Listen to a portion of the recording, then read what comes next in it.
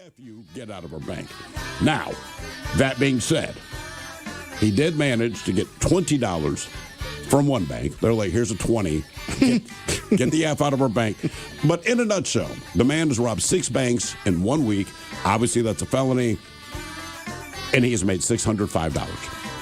Damn. 6 banks. Jesus. All right, put your thinking caps on, gents. Time for the Merriam-Webster word of the day.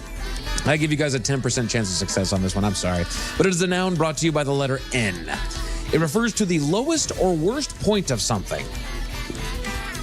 Now, it's also used in astronomy, and it describes the point of the celestial sphere that is directly opposite the zenith and vertically downward from the observer. That's a better hint for me, but I'm still not sure. The word is Nova. nadir. Nadir. Nadir? Correct. I would not have guessed that in 10 million deers, mostly because I did not know that was a word. Sounds like a deer doesn't drink. Yeah, N-A-deer, yeah. Nadir. Yeah, he's sober now, Mike. he was just crawling into the bottle every night after work. Yeah, but he sucks on a vote, man. He's never up for it. He's the nadir. Right, no matter Sounds like a what. horse. Debbie Downer, the nadir. Queen Latifah. Queen Latifah. Yeah. I'll say McDonald's. Dairy Queen. Oh, she worked for the king. Did she? All right. 2 weeks See, we ago. got that in common. See, if I ever meet her now, we have something to talk about. I bet you nobody threatened to jump over the counter with her ass back then. No. I wish you would. So obviously McDonald's was the biggest one. Lin-Manuel Miranda. Right. He's the Hamilton dude, right? Right. He was a McDonald's guy. Pharrell Williams. Pharrell's story. Tell he it's had to work at Arby's. Had to be Arby's. Well, remember Pharrell. So he worked at a McDonald's before he got famous, right? Shout out to NERD, underrated band. Yeah. Agreed. And then later on, they hired him to be the creative band or behind I'm Loving It. Oh, really? I thought that was yeah. Timberlake who came up with I'm Loving It. So I think Pharrell wrote the thing, and then I want to say Timberlake sang it first. Okay. But then he got so famous, I don't know if it's him saying it anymore. I don't think it is anymore. Yeah. Yeah, So I just Pharrell- figured Arby's because of his hat. Yeah, Pharrell kind of went full circles. They were like, all right, now we'll corporate pay you a bunch of money to work at McDonald's. You don't just have to serve fries and fish fillets. What's the cost of a beer in Antarctica? The last time I was there about 15 years ago, it was cheap, man. It was all subsidized. It was probably like $1 or something. But what kind of beer are they slinging? Of course, they had Foster's because you're pretty close to Australia. They had some Kiwi beers. I don't really remember. Boy, Foster's is a punishment. Can you watch the tube? Is there like a satellite dish? Like, what do you do after work? I was at the South Pole Station, but when I was at McMurdo for a brief period, like 6 weeks, and they had a satellite TV. But at the pole, no, there's no satellite. We need to ship some Mindrum IPA down there. So you actually have been at the South Pole. Yeah. I mean, I've never met anybody. I've never talked to anybody. That's insane. Yeah, yep. Both times I was there for 6 months. Crazy. And what is some of the training you have to do? Like, I understand there's like first aid, I would assume, and then like the extreme cold kind of training thing going on? You know what? There was no training. I mean, there was a very rigorous physical, but no training per se. Okay. I want to say the people who try to do the 7 summits, they try to hit the biggest mountain on each continent. Right. All right. But I think for a while there, they had misjudged the elevation of the one in Antarctica. Oh, really? So everybody that climbed this mountain climbed the wrong one. Oh. Because they got the measurement. They got the measurements Dude, off. I'd be so pissed. Yeah, exactly. Sorry, man, we meant they that remeasured one. it. So like, dude, it's not this one, it's that one. Caring for an egg baby. Did anybody have to do that? I didn't, but yeah. I knew some people that did. Why don't they have to do it? Back to home ec.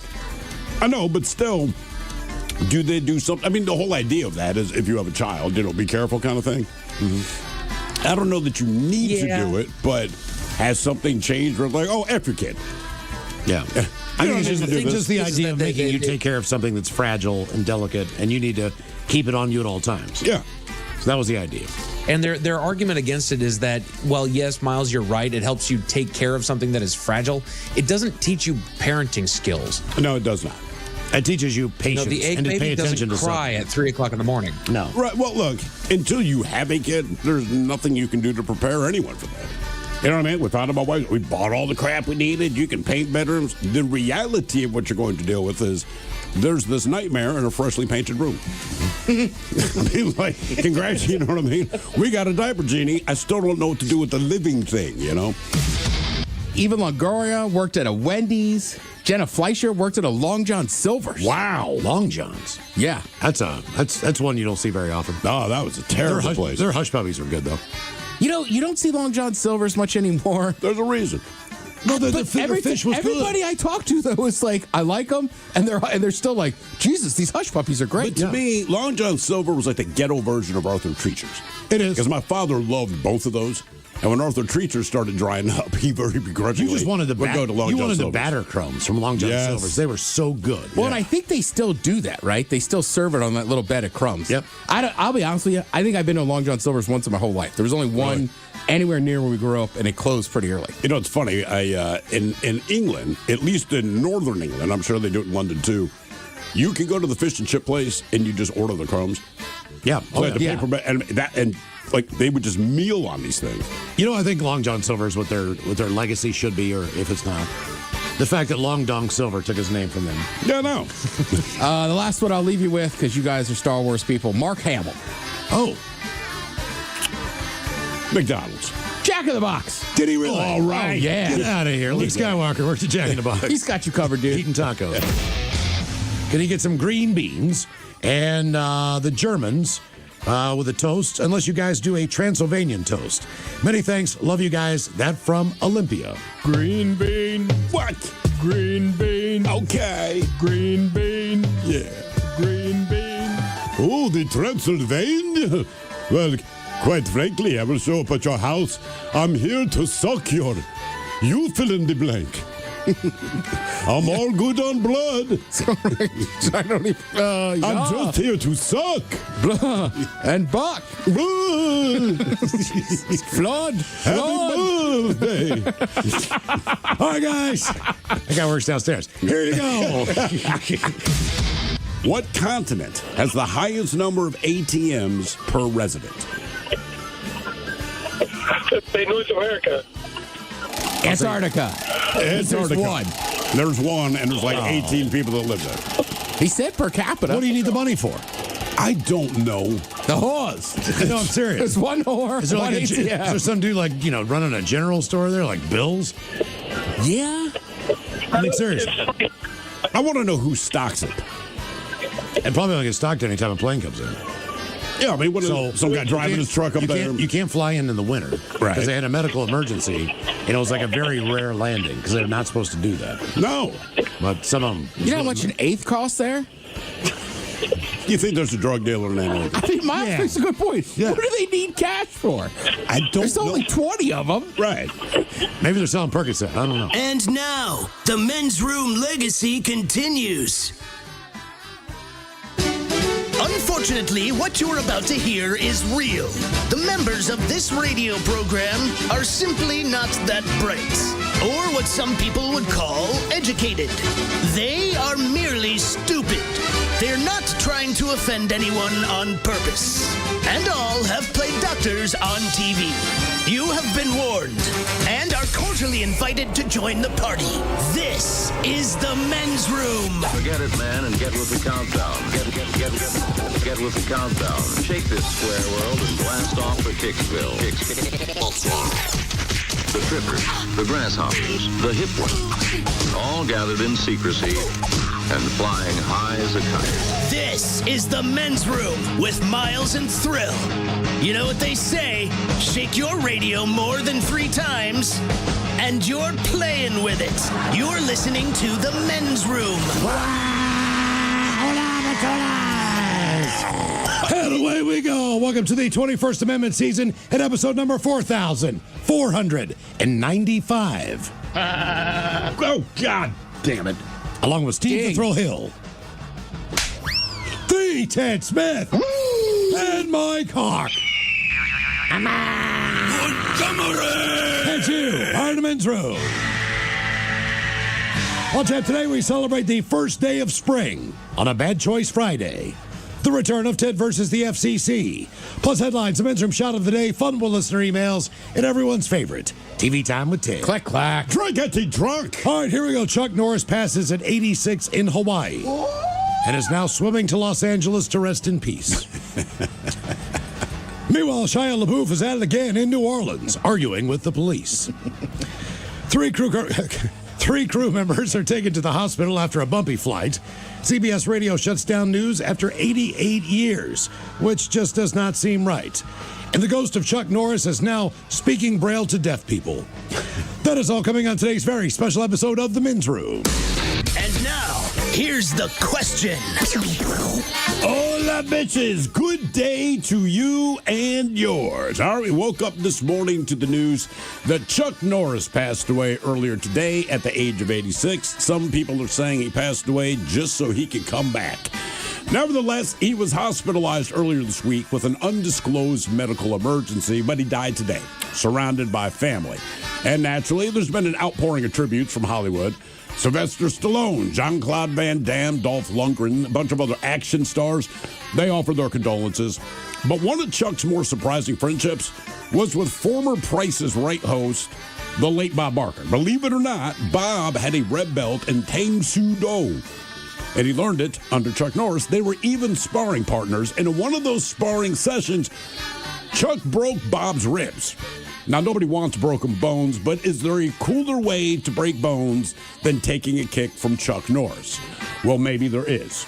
We go to England, where a man by the name of Matt Barr, he broke his arm falling out of the shower. Now, that doesn't sound very cool until you find out what led up to it. You see, Matt is recognized as having the world's largest penis. And while he was showering, his huge member blocked his view of the blob of shower gel that had spilled. And as a result, he slipped on it. The gel, not his penis, went headfirst out of the shower and wound up with 2 fractures to his arm. So I asked myself, what would be cooler story to share with people? Hey, I took a kick from Chuck Norris and he broke 2 of my ribs, or my penis is so big that I slipped on the shower gel and broke my arm. I don't know. I'll leave that up to you. But either way, I have broken bones, and none of my stories are even remotely that cool one way or another. And almost everyone I know has broken something, including you. So today we want to know, our question brought to you by our friends at Advanced Hair Restoration is, in honor of Chuck Norris, how did you break the bones that you broke? To be a part of the big show, call 206-803-ROCK. Like the Men's Room on Facebook, follow us on X and Instagram at Men's Room Live. Send your emails to the Men's Room at KISW.com, and now watch the show live on YouTube at KISW Rock.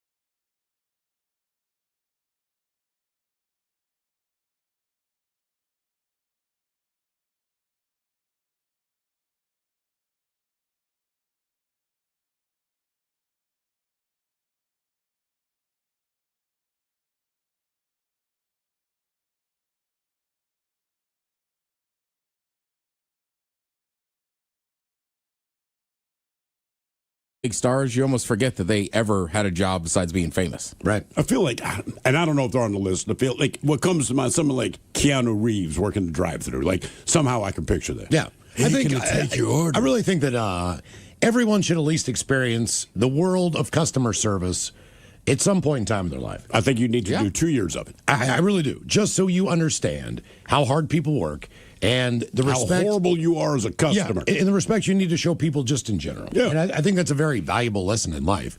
And, you know, even though I was only at Burger King for 2 weeks, boy, I sure learned a lot in that time. Okay. Is that your only customer service job? Well, I don't know. You did the census, which is a different Not kind really. of customer Yeah. service. I mean, But I don't know that you can count 2 weeks of Burger King the same way Thrill worked in Changed my kitchens life. for years. Changed my Well, life. no, I Worked just at did bars. 12 years. And I did 2 weeks. About the same. I learned a lot. I did a Cliff Note version. 18 to 23, yes, I did what? how long is that? 5, 6 I mean, years? but you're tending bar, you're bouncing. I Yeah. mean, like you were dealing with the people. That's right. That's right. And a lot of these kids are, well, adults now. You know, when you grow up in a small town, there are X amount of jobs that you can get. Right. And typically fast food is one of those opportunities. So celebrities that worked in fast food coming up with the head chef and Ted's Meat and Potatoes at 4:30. And today's the day we play the game known as Big Dummy. It's an easy game to play. We will spin the category wheel. You are either playing for Team Sober or Team Not Sober. Our biggest dummy, that would be Dave. It took Dave 9 questions to get one right. And as we do when we play Big Dummy, we'd like to do a little men's room poll. Last time we asked you to try a new experience, probably one that you have not before. Those included punching a cop in the face. Yeah. Snake yoga, as we get a story that there was a parlor that just opened up, or a yoga studio in Portland, Oregon, where you do yoga and there's snakes everywhere. And of course, it's in Portland because where else would that happen? And one thing you know about snakes, especially constricting snakes, Which is what they use all specifically, of them, right? they tend to prefer warmer spots. Your body would be one of them. And you're there. So as you're doing yoga, chances are you're going to have a snake on you at some point. Sword swallowing also showed up, and breathing fire. So those were your options. And as we put the poll up on X, if you follow us at Men's Room Live, here are your results. With 2% of the vote, the one thing that you would want to try, or in this case not want to try, sword swallowing. Really? That was on the bottom. Yeah, it took a woman 10 years of practice to eventually nail it down. 10 years? She was taught by a sword swallowing instructor in New Jersey. Is that worth investing 10 years of your life? Well, you know what I'm saying? Like you there is spend 8 years and you can be a surgeon and you make money. And you're like, all right, Yeah. if you told me, yeah, over the last 10 years, I have learned to swallow a sword. And they say there are 3 gag areas. One's in the back of your throat, one's in your esophagus, and one is right above your stomach. So you have to practice the art of getting past all of those. And as she said, you know, once that sword gets down in your stomach, it's going to pull up whatever's down there, back up into your throat. Yeah. So as far as, you know, the acid in your stomach, anything that could give you heartburn, she said that's one of the downfalls of it. But other than that, you know, she's perfected the art and shows Well, up. you got to like prep it or like know what you eat like 2 days beforehand, I guess. I would think if you do it professionally, I would think you'd be very conscious of what you're eating. I would just go yogurt. In third place, 20% of you said that you would do snake yoga. Head on down to Portland and do yoga with the snakes. Look, my issue, like snakes don't bother me. Yoga bothers me. I would rather just sit in a room with snakes than have to be in a room with snakes and do yoga. Yeah. Believe it or not, 23% of you said you would like to punch a cop. I believe that just seems like a very bad idea. Well, we did have a listener who said, I did that and spent 2 years in jail. Yeah, I mean, he did So it. not only is he going to kick your ass, and the other officer's probably going to kick your ass too, but 2 years in jail. But 23% of you said, I mean, you could curl up and probably take the beating, but yeah, He's that's still going to be got a 2 felony. years in jail. Yeah. And number one, 55% said if you could try any one of these things, you would like to breathe fire. That's me. Now, granted, I'm bald, so I have that in Well, you can still consideration. melt your face. There's a TikTok I challenge could. of kids doing this, and we read that story. And, you know, it did not end well for one kid who got most of his face burned, his neck burned, his chest burned. Fire department said, well, luckily the structure didn't catch on fire. But her face did. But that was the problem. Scars and permanent disfigurement for the rest of her life. Did you ever try that when you were younger, like just the butane from the lighter? Really? No. We did a couple times. I mean, it's just a quick poof. That was it. It's not a huge fireball, but... Well, I think gas would be different than liquid. Because Yes. these kids were using isopropyl alcohol. Correct. And, you know, that's still in your mouth. In your mouth. So that's the problem. I mean, we use like hairspray and a lighter, Sure, we would do that. but like I don't remember trying to I would do breathe that. fire. I would do that You to never kill. did it? We would just take the bag, put the little red part down, and just you'd hold your breath as long as you could. You filled your mouth. I probably shouldn't say this. Don't do this. but don't explain it. But it's what we did anyway. We got to fill our mouth with the gas, and it was just a real quick poof. That was it. All right. Nothing spectacular. And no one got hurt. Like I said, the only person got hurt doing anything like that, my buddy Tony with the blue flamer where you let your fart on fire, and that thing went off. Like Kiss took the stage, burned the inside of his anus, burned a hole through his underwear and his shorts. Could not sit down for 2 weeks. And honest to God, I was probably 15 when that happened. I never tried it again. But at that time of my life, that was something I would do on the fly. Like, I got a fart, give me a lighter. Yeah. But after seeing that, I was like, I'm done. No, thank you. All right, so today's poll inspired by the head chef with celebrities that have worked in fast food. And as they say, Seattle is rapidly adding popular fast casual chicken chains like Raising Cane's in the U District. My son went there yesterday. And? Oh, nice. Well, here's the thing. So a couple of months ago, we're in Phoenix for volleyball. He and his buddies realized there was a Raising Cane's. They had not been. They wanted to go. I just wanted to get to the frickin' hotel, dude. We'd done the flight. We stopped there first. He was like, nah. But yesterday, they had a half day, so he and his buddies went to that one, U District. And my wife even said, I thought you didn't like it. He's like, it's grown on me. Truth is, he just wanted to hang out with his buddies. I completely get There's it. a lot the U But District, he's still... Did they scooter it down? They scooter it down. He's like, it's okay. It's fine. Look, I tried some of his sandwich. The sandwich was good, right? The chicken was juicy. It was nice and crispy on the outside. But the sauce, which is what they're known for, Yeah. neither of us cared for. Well, wouldn't your daughter be the litmus test on this? Listen, brother, if it's not chicken, she would not eat a chicken sandwich. It does not matter that it's basically the equivalent of a chicken finger on a bun. She would left chicken fingers, and it ends there. Yeah, But that's what I'm Cane's, saying. that's their thing. It's chicken fingers. Oh, really? I think They got they've the only same. recently. That's why their sandwich Oh. is just 3 chicken fingers on a bun. Okay, I did not realize. Actually, we had the sandwich. That's kind of their shtick. You get a basket of that with fries. Then we should, I'll have her piece try of it. See what she toast. thinks. Yes. The toast looks good. I mean, it's toast. It's like Texas toast. It's all Sure, buttery. I just assume You it's a can't fast, mess that up. Right, it's a fast food joint, so it's got to be even buttery and greasier. They say coming soon, sometime maybe this month, Houston, Texas hot chicken. That is coming to Belltown. Yep. To meet the high demand for fried chicken. Future anticipated chains include Jollibee and expanded locations for In-N-Out Burger, but so far those are south. And there's a Jollibee in Tukwila. What is Jollibee?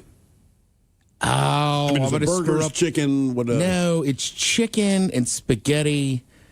It's I'm an gonna- interesting. I'm going to screw up. It's Korean, an Asian. right? Is it Chicken. Korean? All right, I wasn't sure if it was Korean or Filipino. But it might be. It might be. I just The read about chicken's this. their thing, but they also are kind of famous for this fast food spaghetti. Really?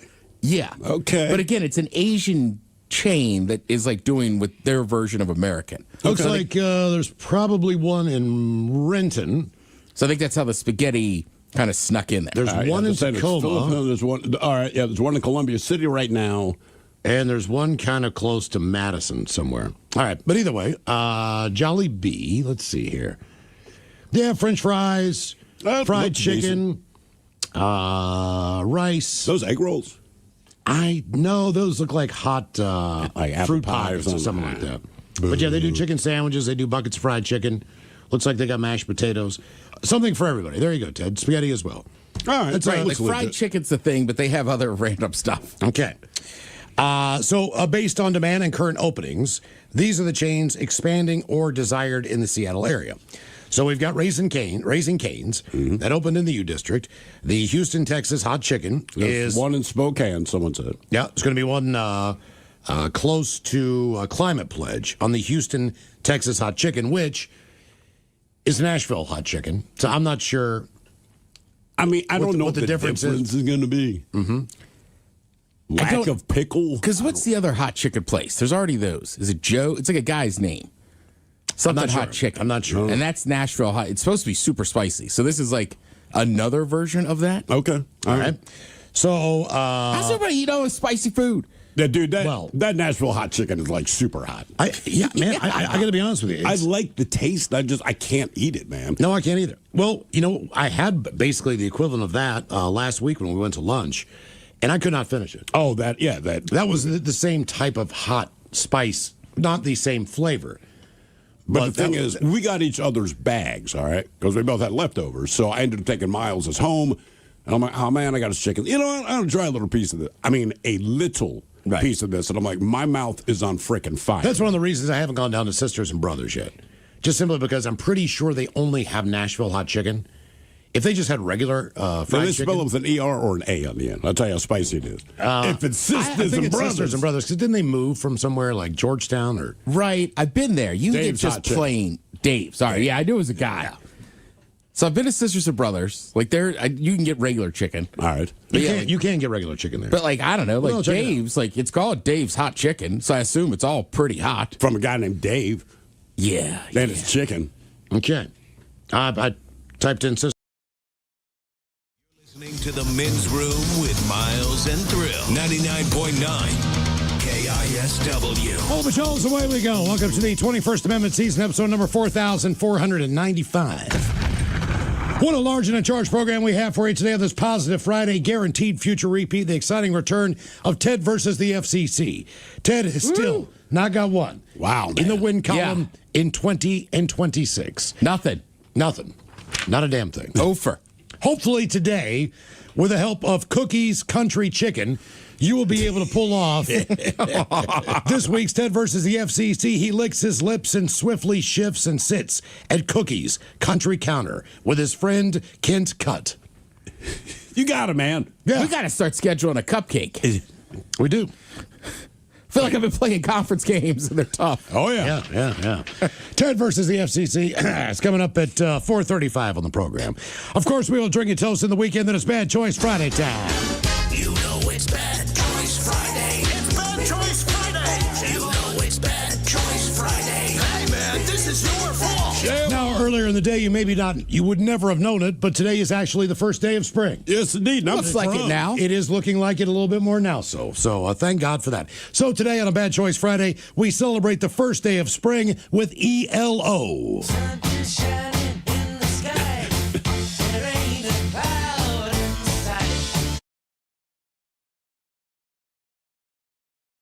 The song. They do. I did not realize this was ELO. Yeah. What's it? Electric Light Orchestra? You got it. I've seen them twice before they officially retired from touring. You saw him twice? Yeah. I knew you did the one time. Saw him at Climate Pledge and saw him down in Tacoma Doba. How was the show? Unbelievable. I mean, hit after hit after hit after hit. It was a great show. I think for some reason I always assumed this was the Beatles. It has a real Beatles sound, yeah. Right? Yeah, Jeff Lynne does. ELO and Mr. Blue Sky taking on Katrina and the Waves.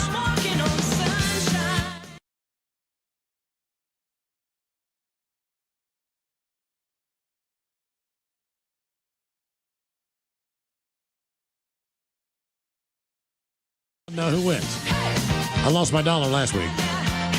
I'm going to say ELO. I'm just, I feel like this should win. I don't really like this song, but I think somehow ELO. Both of them are good in their own way. They are. I mean, they're fine. One's a classic. I heard she actually wrote this on a napkin at a funeral. Yeah. Really? Fucking on Sunshine. Oh, God, I have this idea for a song. Yeah. Vote now if you follow us on X and Men's Room Live. One of those two tunes coming up after we drink and toast with the shot of the day. Was Walking on Sunshine, is that the first Beverly Hills Cop? It's sub-soundtracked, isn't it? I believe it was in a movie. Yeah. I remember Katrina being fairly attractive back in the day. Well, sure. Yeah. That was one thing about the video. I was like, all right. Yeah. Good times. Okay, today, as you've heard the news, we honor Chuck Norris, veteran, martial arts world champion, action hero, and early 2000s internet meme inspiration, whose demeanor was rugged and immortalized on the hit show Walker, Texas Ranger. Oh, yeah. He has passed on at the age of 86 years old, according to the family. It is with heavy hearts that our family shares the sudden passing of our beloved Chuck Norris yesterday morning. While we would like to keep these circumstances private, please know that he was surrounded by family and was at peace. He had a unidentified medical emergency in Hawaii last Thursday. The family thanked fans for their prayers during his hospitalization. He lived his life with faith, purpose, and an unwavering commitment to the people he loved. Through his work, discipline, and kindness, he inspired millions around the world and left a lasting impact on so many lives. He did. I think that's fair. He did. I mean, look, even my kids know who Chuck Norris is. And look, they did not grow up watching any of his movies. They didn't even know he was an actor, but it's just all the memes and everything else. Yeah. In their mind, it's just like, what did this guy do? He was obviously a badass. And I'm like, he didn't really do anything. He was a badass. He was, but I'm saying he just became that guy that became memed. And then anytime you can talk about being a badass, like he not even the punchline, but he is the name you inserted. They say, I mean, he was in some classic films, and then Walker, Texas Ranger. I mean, I know Conan made a kind of a joke, but my mom watched that show religiously. So in turn, my mom did too. Yeah, I watched a ton of episodes of that. Walker told me I have AIDS. The ultimate tough You've guy. been waiting for that one. Oh, dude, I mean, that's the greatest line from any Walker, Texas Ranger. Walker told me I have AIDS. Why AIDS? I even forgot. That I was thought it Haley Joel cancer. Osment. He was probably 6 years old, 7 years old. He went from having AIDS to seeing dead people. Yeah, unbelievable. Walker told me I have AIDS. The ultimate tough guy. Come on. Norris, first memorable acting We need to role. put a counter on that for No, today. we do not. Walker told me I have AIDS. He was the formidable opponent And I like to say it was trick or treat. of Bruce Lee in the 1972 film The Way of the Dragon, before he landed his first leading role 5 years later as a truck driver searching for his missing brother in Breaker Breaker, as in 1-9. Throughout the 70s and 80s, Norris made a name for himself as a rugged action hero in movies like Missing in Action and Delta Force, marking his place in pop culture. By the way, what does that say about the world today? I got up this morning and hopped on the internet, and I was like, oh, what happened to Delta Force? I thought I was like, oh, they're talking about the movie. Yes. He had some lines that were stoic, like in Lone Wolf McQuade. My kind of trouble doesn't take vacations. With his film career cooling off in the 90s, Norris made the switch to television. He won new fans with a long-running series, Walker, Texas Ranger. You got any clips from that show? Walker told me I have AIDS. I remember that show now. Yeah. Went from 1993 to 2001. He played Cordell Walker, a veteran Cordell. Texas Ranger, Cordell, who fights crime in Dallas and throughout the Lone Star State. Tells children they have AIDS. He was nominated for a TV Guide Award as favorite actor in a drama in 1999. Wow, up for a TV Guide Award. What was the, What didn't he do? what was the black guy's name? I don't as the remember. cop. I don't What's his remember. name? S word. It's kind of like his Tubbs. Yeah. His first name is really Carlos. Carlos Ray Chuck Norris was born in Ryan, Oklahoma, to Irish American and Cherokee Native American parents. Following his parents' divorce, Norris, his brother, two brothers and mother, they relocated to Kansas, then to California. According to his Walk of Fame profile, yes, Chuck Norris has a star on the Hollywood Walk of Fame. A throwing star. Norris became acquainted with the world of martial arts while being stationed in Korea with the U.S. Air Force in the late 50s. According to the military, I started training over there, then I came back and got out of the service and started teaching. And to get students in my school, I became a karate fighter. He even found his own style of karate, the Chuck Norris system. Of course. Originally based on his Tang Soo Do training while serving in Korea. Now, among Norris's many students, Tang Soo Do. Tang Soo Do. Yeah, correct. trust me, I Google pronunciated it. Among Norris' many students, Priscilla Presley, the Osmonds. What? Who knew the Osmonds could kick your ass? Are you kidding me? How embarrassing would it be to be like, yo, I got beat up by Donny Osmond. Donny Osmond beat my ass. Worked me I guess over. better than his sister. Yeah. Steve McQueen, he trained him. Okay. And Bob Barker. I retired as a world karate champion and was looking for something to get involved in, a new goal. And I thought about acting. I talked to Steve McQueen about it. He encouraged me to pursue it. He said, hey, if I would just apply myself like I did with martial arts, then I maybe would have a chance. Norris went on to appear in several films and as well as television shows. He once told David Letterman the difference between violence and action is the philosophy of when you use it. And if a person tries to avoid a violent confrontation, but he's finally pushed into a corner and there's no way out, well, then we want to have the ability to cope with it. And that is basically the character that I project on the screen, is the guy that tries to avoid it at first, but if he has to, will jump into action. YouTube's just lighting up. I'll read you some of what's come in. It says, Chuck Norris once kicked somebody so hard and fast that his foot went back in time, knocked Amelia Earhart off course, never to be seen again. Someone else has Death once had a near Chuck Norris experience. Walker told me I have AIDS. And that. Yeah. Norris's tough guy persona also inspired an early social media trend often referred to as Chuck Norris facts, an ever-growing list of hyperbolic factoids about Norris, highlighting his rugged reputation. A kid from Boston University actually started sending these Chuck Norris facts around via email. I'm reading them and going, hey, these are pretty doggone funny, according to Norris. My favorite one was, they wanted to put Chuck Norris on Mount Rushmore, but the granite wasn't tough enough for his beard. I figured they just last a couple weeks. But it amazes me how far this has gone and for so long. Devout Christian, longtime Republican who twice endorsed Mike Huckabee for president. Norris also told Time that military members stationed in Iraq and Afghanistan at the time started developing their own Chuck Norris facts. That's actually how I got to Iraq in the first place. The troops started bugging their commanders. He said, when I arrived in Iraq, I saw a sign that said, Chuck Norris is here. We can go home now. Man, I wish that was the truth, he said. Norris even made multiple cameos in projects where he simply played a version of himself. One of his last big screen appearances was in 2012, The Expendables 2, where he played opposite of Sylvester Stallone, Jason Statham, and Jet Li. They say with the help of President George H.W. Bush in 1990, Norris then founded Kickstart Kids, an award-winning in-school character development program that uses karate to teach life-changing values to middle school, high school, and elementary students. Walker told me I had AIDS. Norris once said he believed if everyone knew karate, there would be less violence in the world. Everyone thinks of karate strictly as a physical application, but what it does is it strengthens you mentally, psychologically, and emotionally, because most violence is stemmed from insecurity, trying to prove something to yourself. And when a person develops their inner security and the goal-seeking knowledge that the martial art teaches you, it overcomes a lot of violent confrontations. Now, to give you an idea of how Chuck Norris actually was, all right? So his birthday was on March 10th.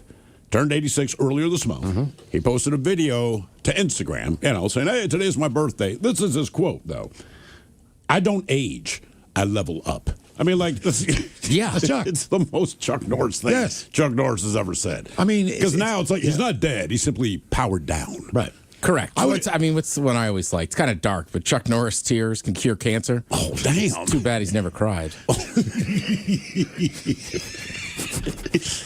I mean, like him and Arnold. There's a few people out there you would expect if you met them could lay down a line on you. Oh, yeah. But there's only a handful of those guys out there. Now, here's the inspiration for the question.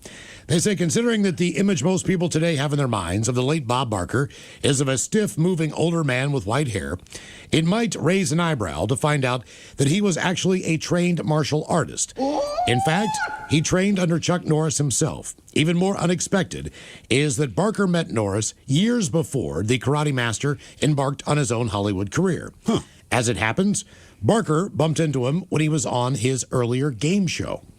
I had Chuck Norris as a guest on Truth or Consequences. The consequences are mine. He did a karate demonstration, and I had not only had done karate or never even seen karate, I was so impressed that I started taking lessons. Eventually, I became a black belt. Of course, Barker didn't get lessons from just anyone, but had his show guest Norris, then an unknown, become his mentor in the martial arts. He used to come over to my house and give me a karate lesson, have a shower, then he'd go down the street to an acting class. That was before he even made it big or his first movie. I worked with him for 7 or 8 years, multiple times a week. I had a great time with Chuck. And Norris did not always go easy on him either. As Barker tells it bluntly, Chuck kicked me right here on the left side and broke 2 ribs. 2 days later, I was sparring with Chuck's brother, and he broke the 2 ribs on the other side. God. And he had those pains for a week before he went into the doctor, and they gave him an x-ray and said, yeah, the reason you're in such pain is both sides of your ribs are broken. Yeah. Well, and if you've ever sparred before, like there's levels to it, and you kind of agree.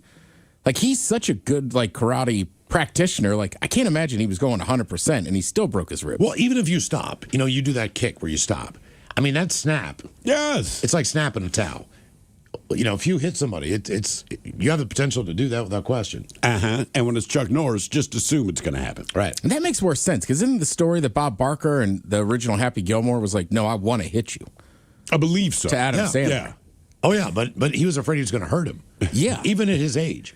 He's still a black belt in karate. Right, that's the thing. Once you have that, I don't think it matters so much how old you are. He told Sandler that. He's like, you don't want me to hit you. Like, you don't understand. Oh, and Sandler's like, go ahead. Yeah, he's like, no, I'm not going to do it because I really don't want to hurt you. Yeah. I would just love to see that conversation. If you don't know that Bob Barker has a black belt and you overheard that conversation, you would be like, that is a crazy old man. Bob Barker was born in Washington State. He was raised on a reservation here, then later moved to someplace else with his mom. Bob Barker's native? I don't know if he's native, but he grew up on a native reservation here in Washington State. All right. So I don't know how that works out, but either way, then he moved. He could be. He's just pretty white. Well, no, he was always pretty tan. Yeah, you know what? Remember, his real name was but who knows Bob if that's- Barking Dog. How is that California tan? Is that Bob Barking Dog? I don't know. What is the first thing? I just don't think you look at Bob Barker and go, Native American. Yeah, right, exactly. With a name like Barker. Yeah, right. His name's Bob. But either way. Right. So, in honor of Chuck Norris, our question, how did you break the bones that you broke? 206-803-ROCK.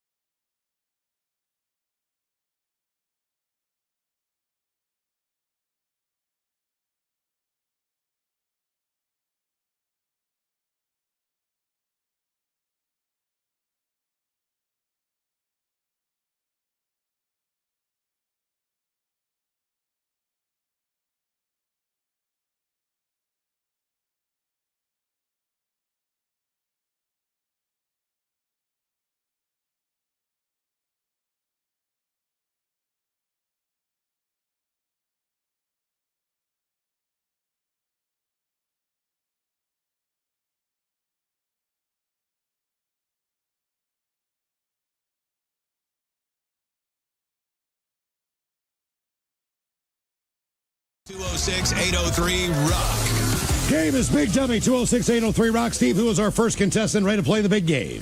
Hello, Jess. Welcome to the men's room. Big Dummy! Hola. Hola. Jess, are you sober or not sober? Oh, I'm not sober. Okay, just like the last time you called. Yeah, that was a disaster, Yeah. Jess. All right, men's room poll. Seattle gets one. Are you taking In-N-Out, Waffle House, White Castle, or Culver's? Wait, if I have to take one out? Now you're going to pick one to put in Seattle. Waffle House sounds kind of good. We'll do that. Waffle House it is. Okay. She missed all that. I know that. All right, Jess, here is your question. What actress turned talk show host is the godmother of Kurt Cobain's and Courtney Love's kid, Frances Bean?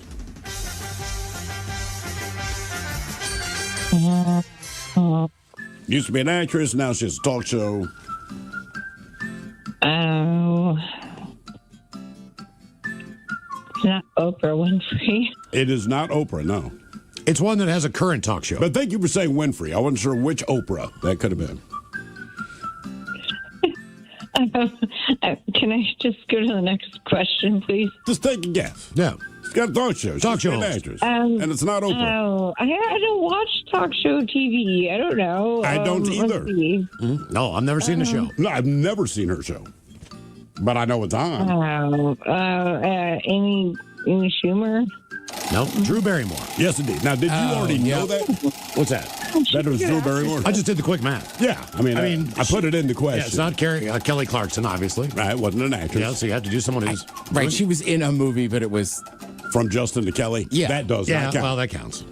By the way, Justin Guarini, who was also in that movie, Little Sweet, Dr. Pepper spokesperson for a while. Awesome. That was him. Oh, no kidding. Yeah, so Justin Guarini, who we always made fun of, and I will until I die, probably. He was Little Sweet from the Dr. Pepper ads. Mm-hmm. Great. All right, Jess.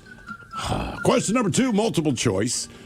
From what language did English borrow the word guitar? Was it Italian, Spanish, Portuguese, or Latin? I would say Spanish. Boom! Got it. Oh, my God. I cannot believe Wow. that. I thought we would be talking to her until the next commercial break. Wow. Because normally we are. Yeah. I like how you asked her the poll. She's the first person to know. She's been on hold for a hot minute. Mm-hmm. You went through everything in that poll, every choice. We discussed the food. You did some quick searches on Google to see what's on the menu. And then you asked her, and she was surprised what the question was. Yeah. Interesting fact about the guitar coming from Spain. So there is a Appalachian Music Museum in West Virginia. Yeah. And they explain how all this stuff went down, especially with coal mines, because pretty well, if you did not speak English, you were considered an unskilled laborer. Sure. Things have even, changed. even if you were skilled or not. Like the Doesn't matter. The Italians were incredible bricklayers. Everybody had a skill that they brought, and they also all brought their musical instruments. And they kind of did a transcendental life because they were working for the coal companies, and the coal companies were basically paying them in script, which was their version of money. So right, but you could buy their products. You had to for the money You had to go to their county store or their country store, and you had to use their money to buy their products. That's how you got paid. Sure. But they would always jam every night and do a jam session. So believe it or not, all the Africans brought banjos. Yeah, I was going to say banjo, and trust me, if you were to tell Appalachian that now, they'd probably lose their freaking mind. But you're like, yeah, the banjo, the thing you play with your feet. Yeah, it came over from Africa. The Italians and the Spanish, they brought guitars, specifically acoustic guitars. Yeah. And they were kind of more... Well, that's all you had at the time. Yeah, they're more... Well, I mean, that's a good point. They brought an electric. They're not like, plugging into a what? Fender. Yeah, the guy that showed up with electric guitar, it's like, what is this? They played more classical and more flamenco-style guitar. So when they got their hands on the banjo... Right, they basically took that style of play and put it into the banjo, because that's not how the banjo was. But the banjo was strummed. Yeah. If all the Africans strummed the banjo, they didn't pick it. And then, all the Africans took the guitar and went, Jesus, is this easy to play and strum on? Because it was so much easier than the banjo. And that's how the blues came about. But it's kind of funny because you think this Appalachian music, and it's like, right, this is the result of Italians and Africans trading instruments. Yeah, and one other country, I can't remember if it was Portugal, they brought over basically a Jeff Healey, which was a steel guitar? Lap guitar. Yeah. And that became the dulcimer. So all that stuff kind of blended. So the Portuguese were lazy. That's what you're saying. I lay this guitar on my lap, man. But I always thought that was interesting because you think banjo, you think like Roy Clark or the kid from Deliverance. Like, how redneck is that? And it comes from Africa. Yeah, surprise. Game is Big Dummy 206-803 Rock. Don't tell the hippies where the drum circles come from. Yeah, no kidding, right? Uh-oh. Hello, Jesse. Welcome to the men's room. Hola, bicholas. Hola. Jesse, are you sober or not sober? Sober today. Thank you. Yeah, good for you, Jesse. All right. Men's room poll, Seattle gets one. You taking In-N-Out, Waffle House, White Castle, or Culver's?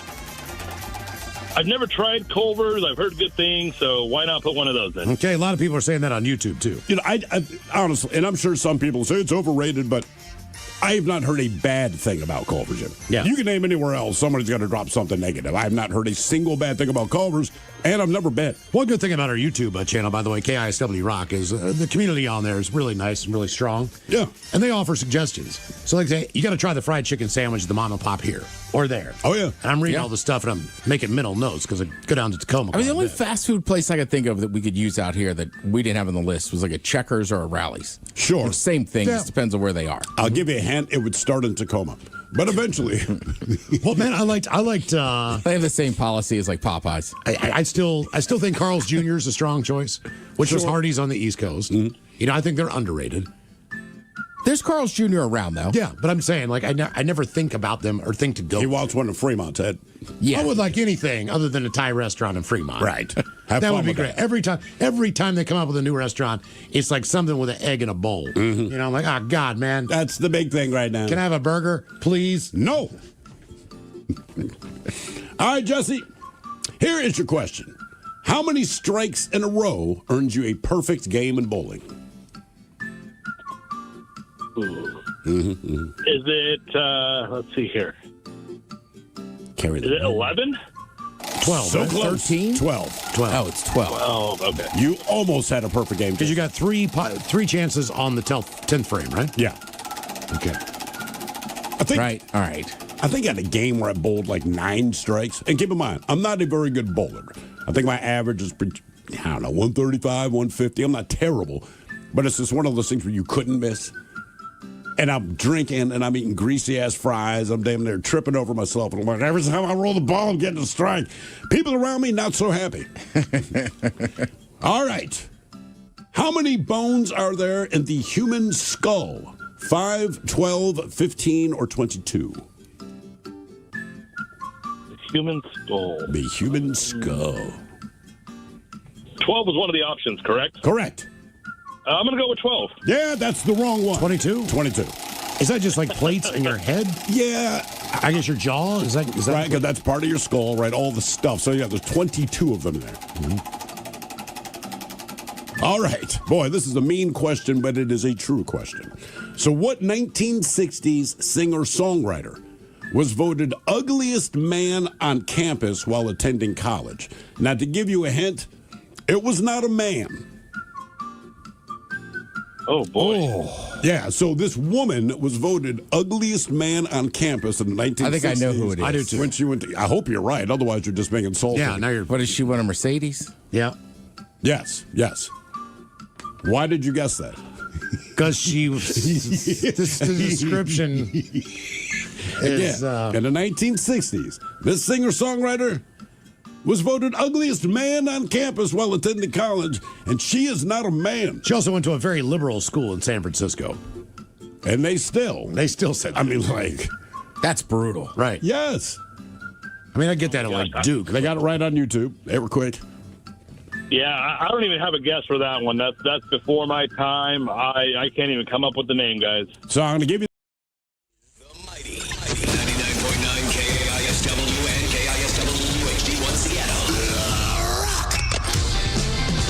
Always live on the free Odyssey app. Text the guys at 206-803-ROCK from the Pinky's Plumbing Studio. You're in the men's room. Our question on the So Positive Friday in honor of Chuck Norris. How did you break the bones you broke? Interesting text. Guys, walk in Chuck Norris footsteps. Come to the Pine Box on Capitol Hill. Been there. On Saturday night. This is where Bruce Lee was intern. And Chuck Norris was a pallbearer. It's their anniversary party. And there's a free punk rock show at 7. And from your friend Whitney. And they're doing it, what, tomorrow? Yeah. We'll be there. Wonder if it's Whitney. Very cool.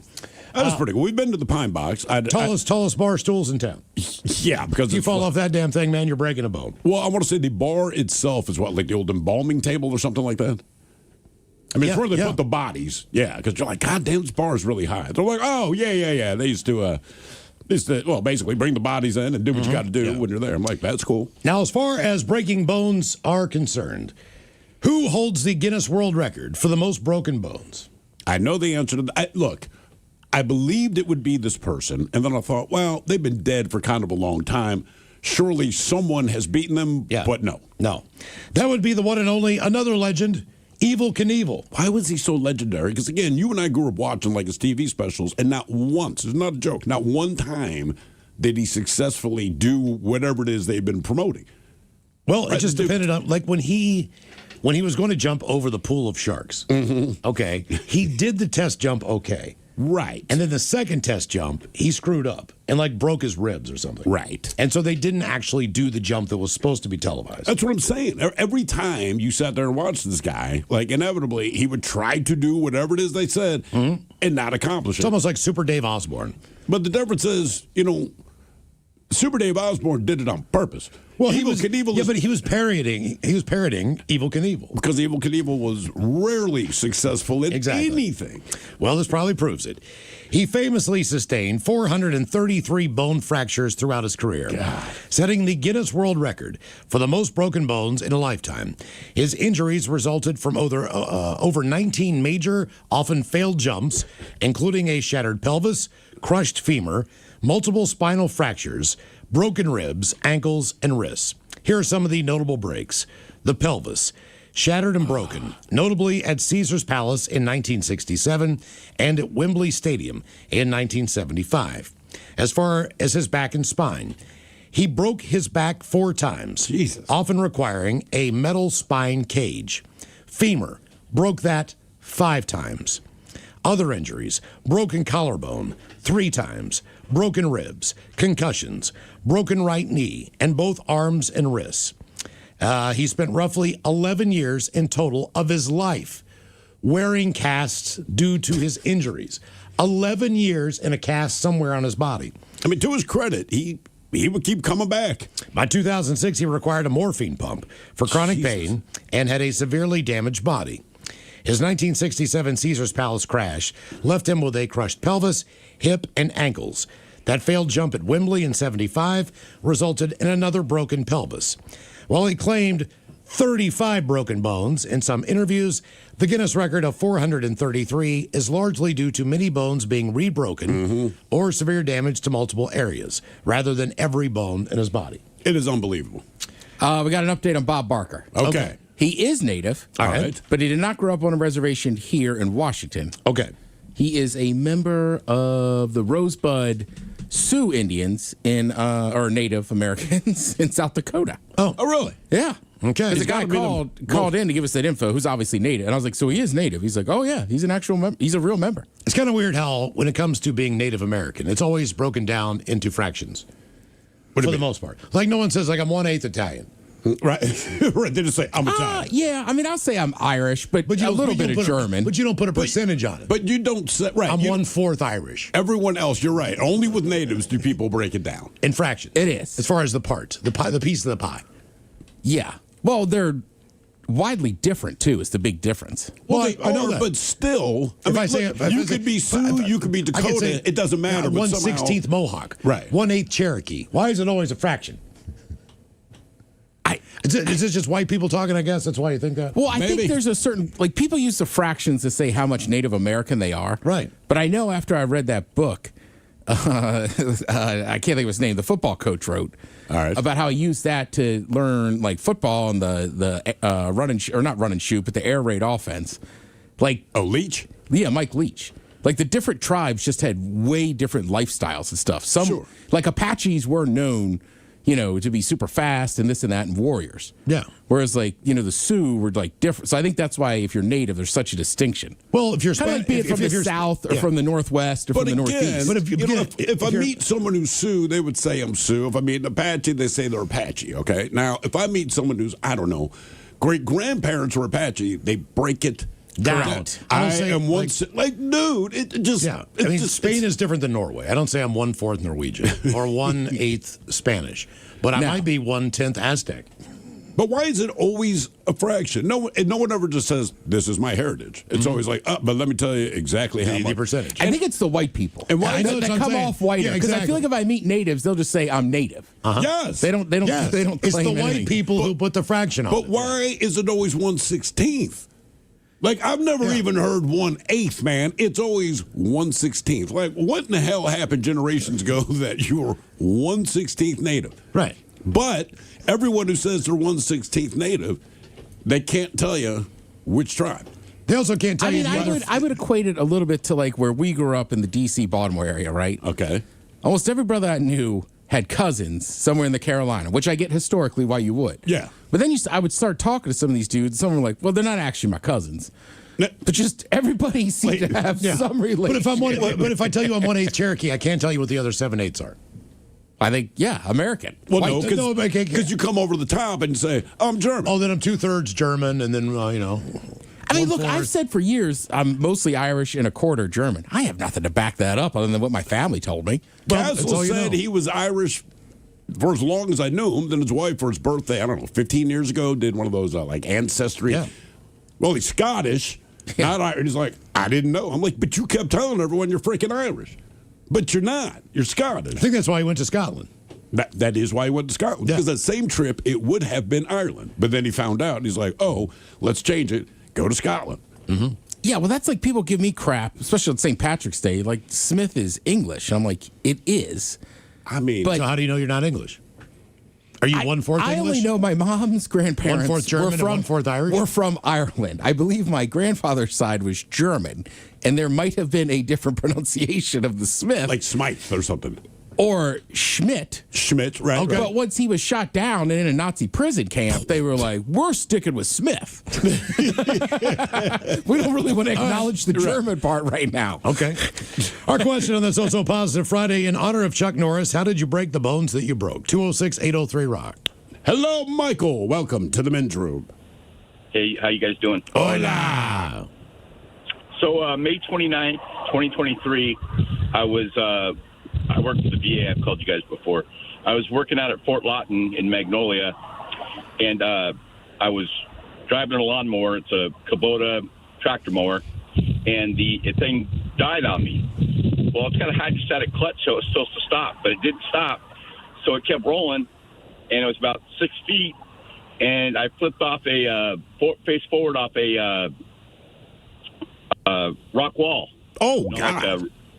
Yeah, and I face planted on my face, and the lawnmower flipped over and landed, and the seat part landed on my back.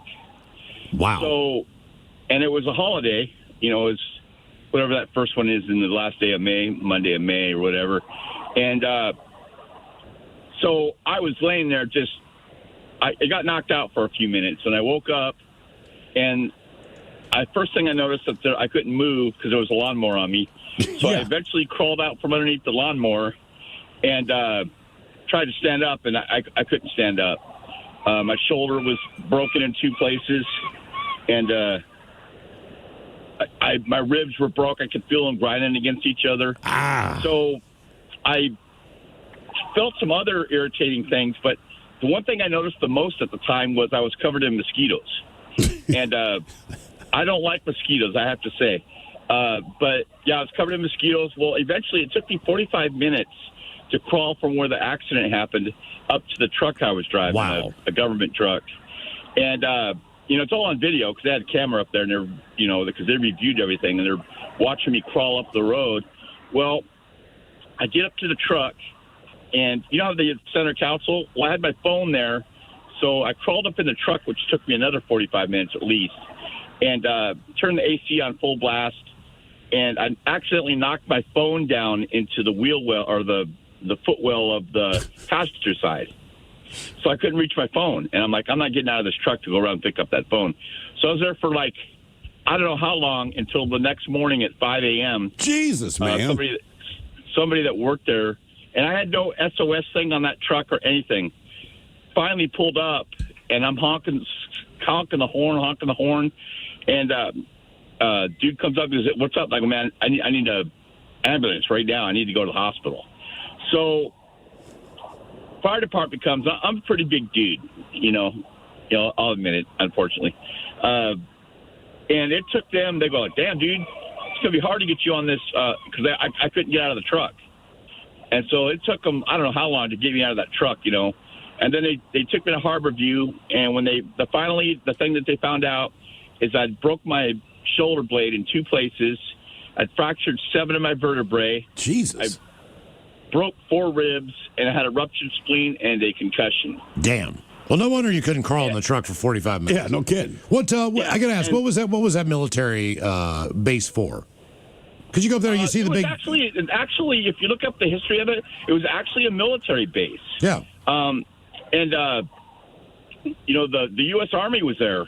So if you go up there, you can go into the building. Someone will let you in to, look at it and take pictures and stuff. There's pictures all over the walls of the entrance area where you could see how the old Army people set up their camp and stuff in the tents. And they went down to the beach. And I guess it was a beachhead, Yeah. for whatever reason. Well, I know that probably 10 years ago, they sold a lot of the military housing to the public. I do remember that. And those old brick kind of townhome brownstones that are there. It's really nice down there.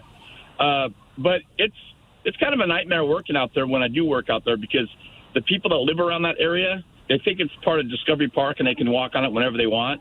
And we're like, no, you can't do that. And, they do it anyway. But so you still work there? Hospital.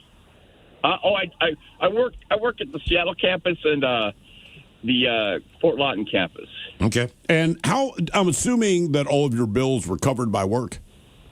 Yeah, but they tried to get out of it. They're like, "Yeah, you're not supposed to work on the holiday." Oh, come on! I had permission for but they tried everything, and then they wanted, we want toxology screen, we want, blood alcohol levels, and I'm like, yeah, you do whatever you got to do. So all that came back negative. Obviously, the only thing I had in me that was in question was alprazolam, Xanax.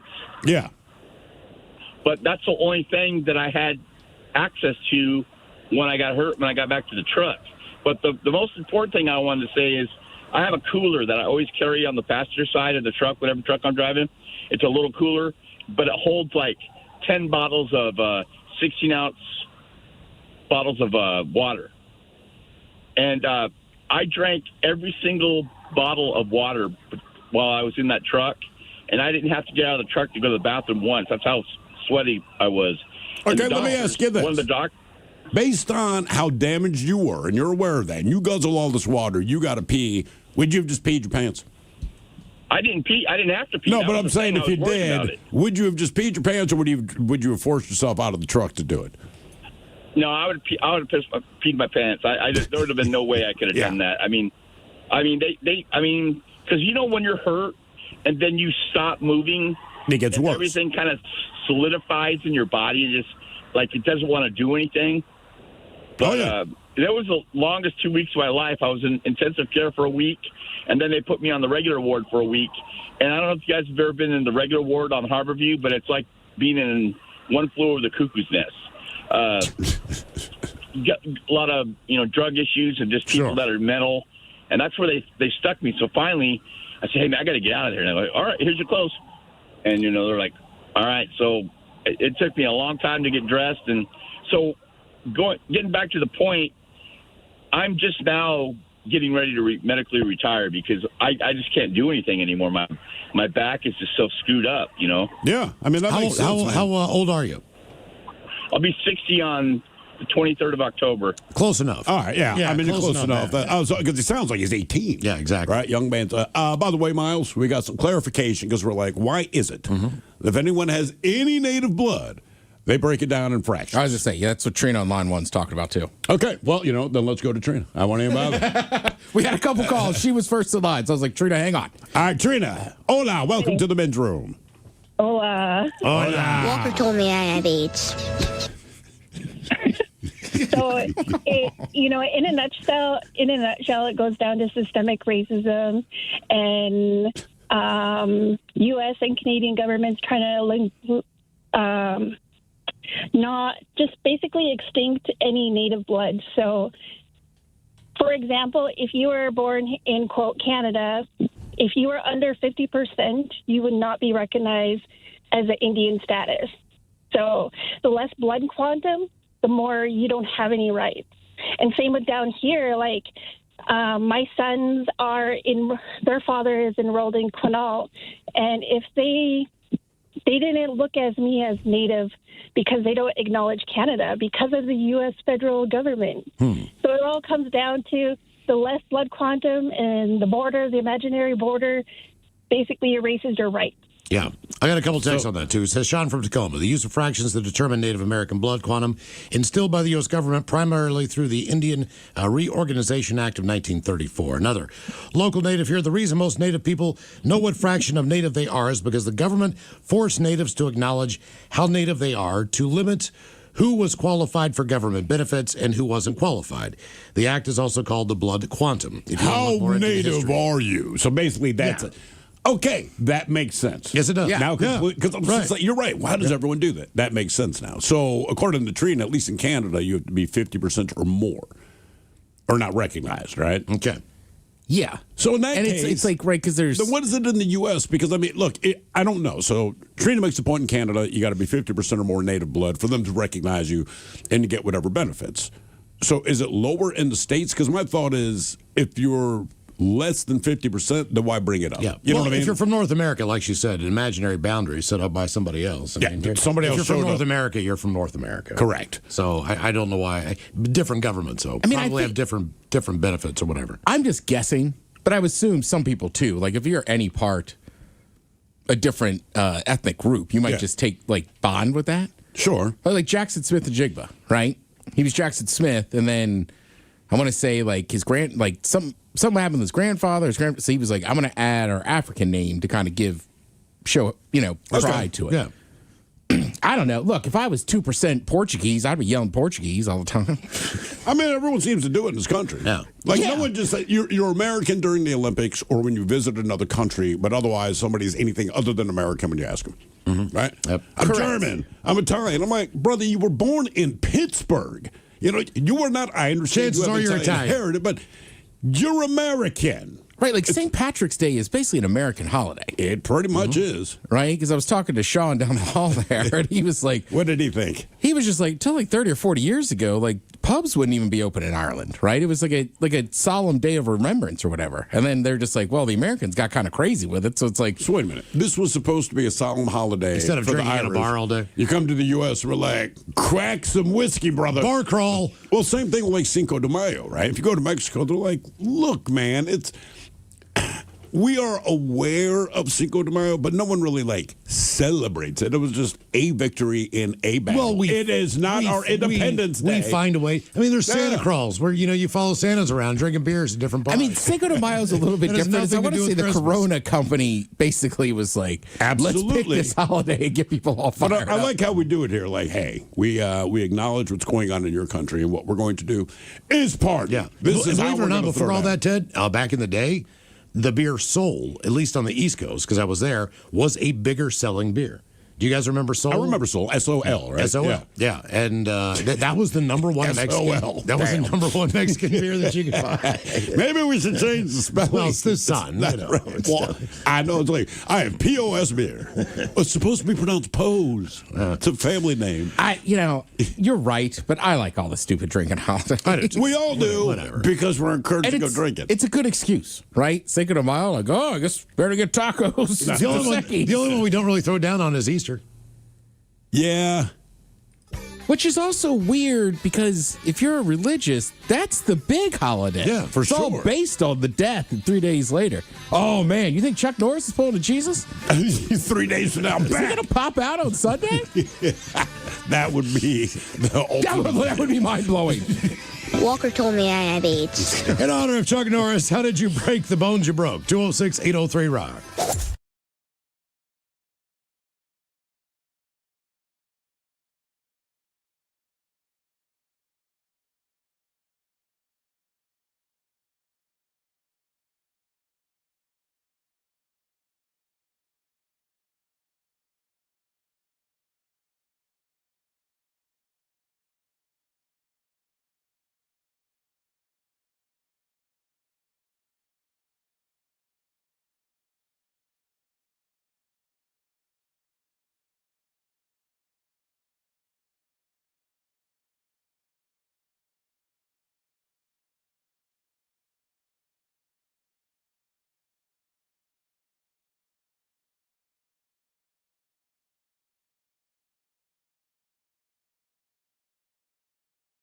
It was actually, to be honest with you, I did not know what to expect.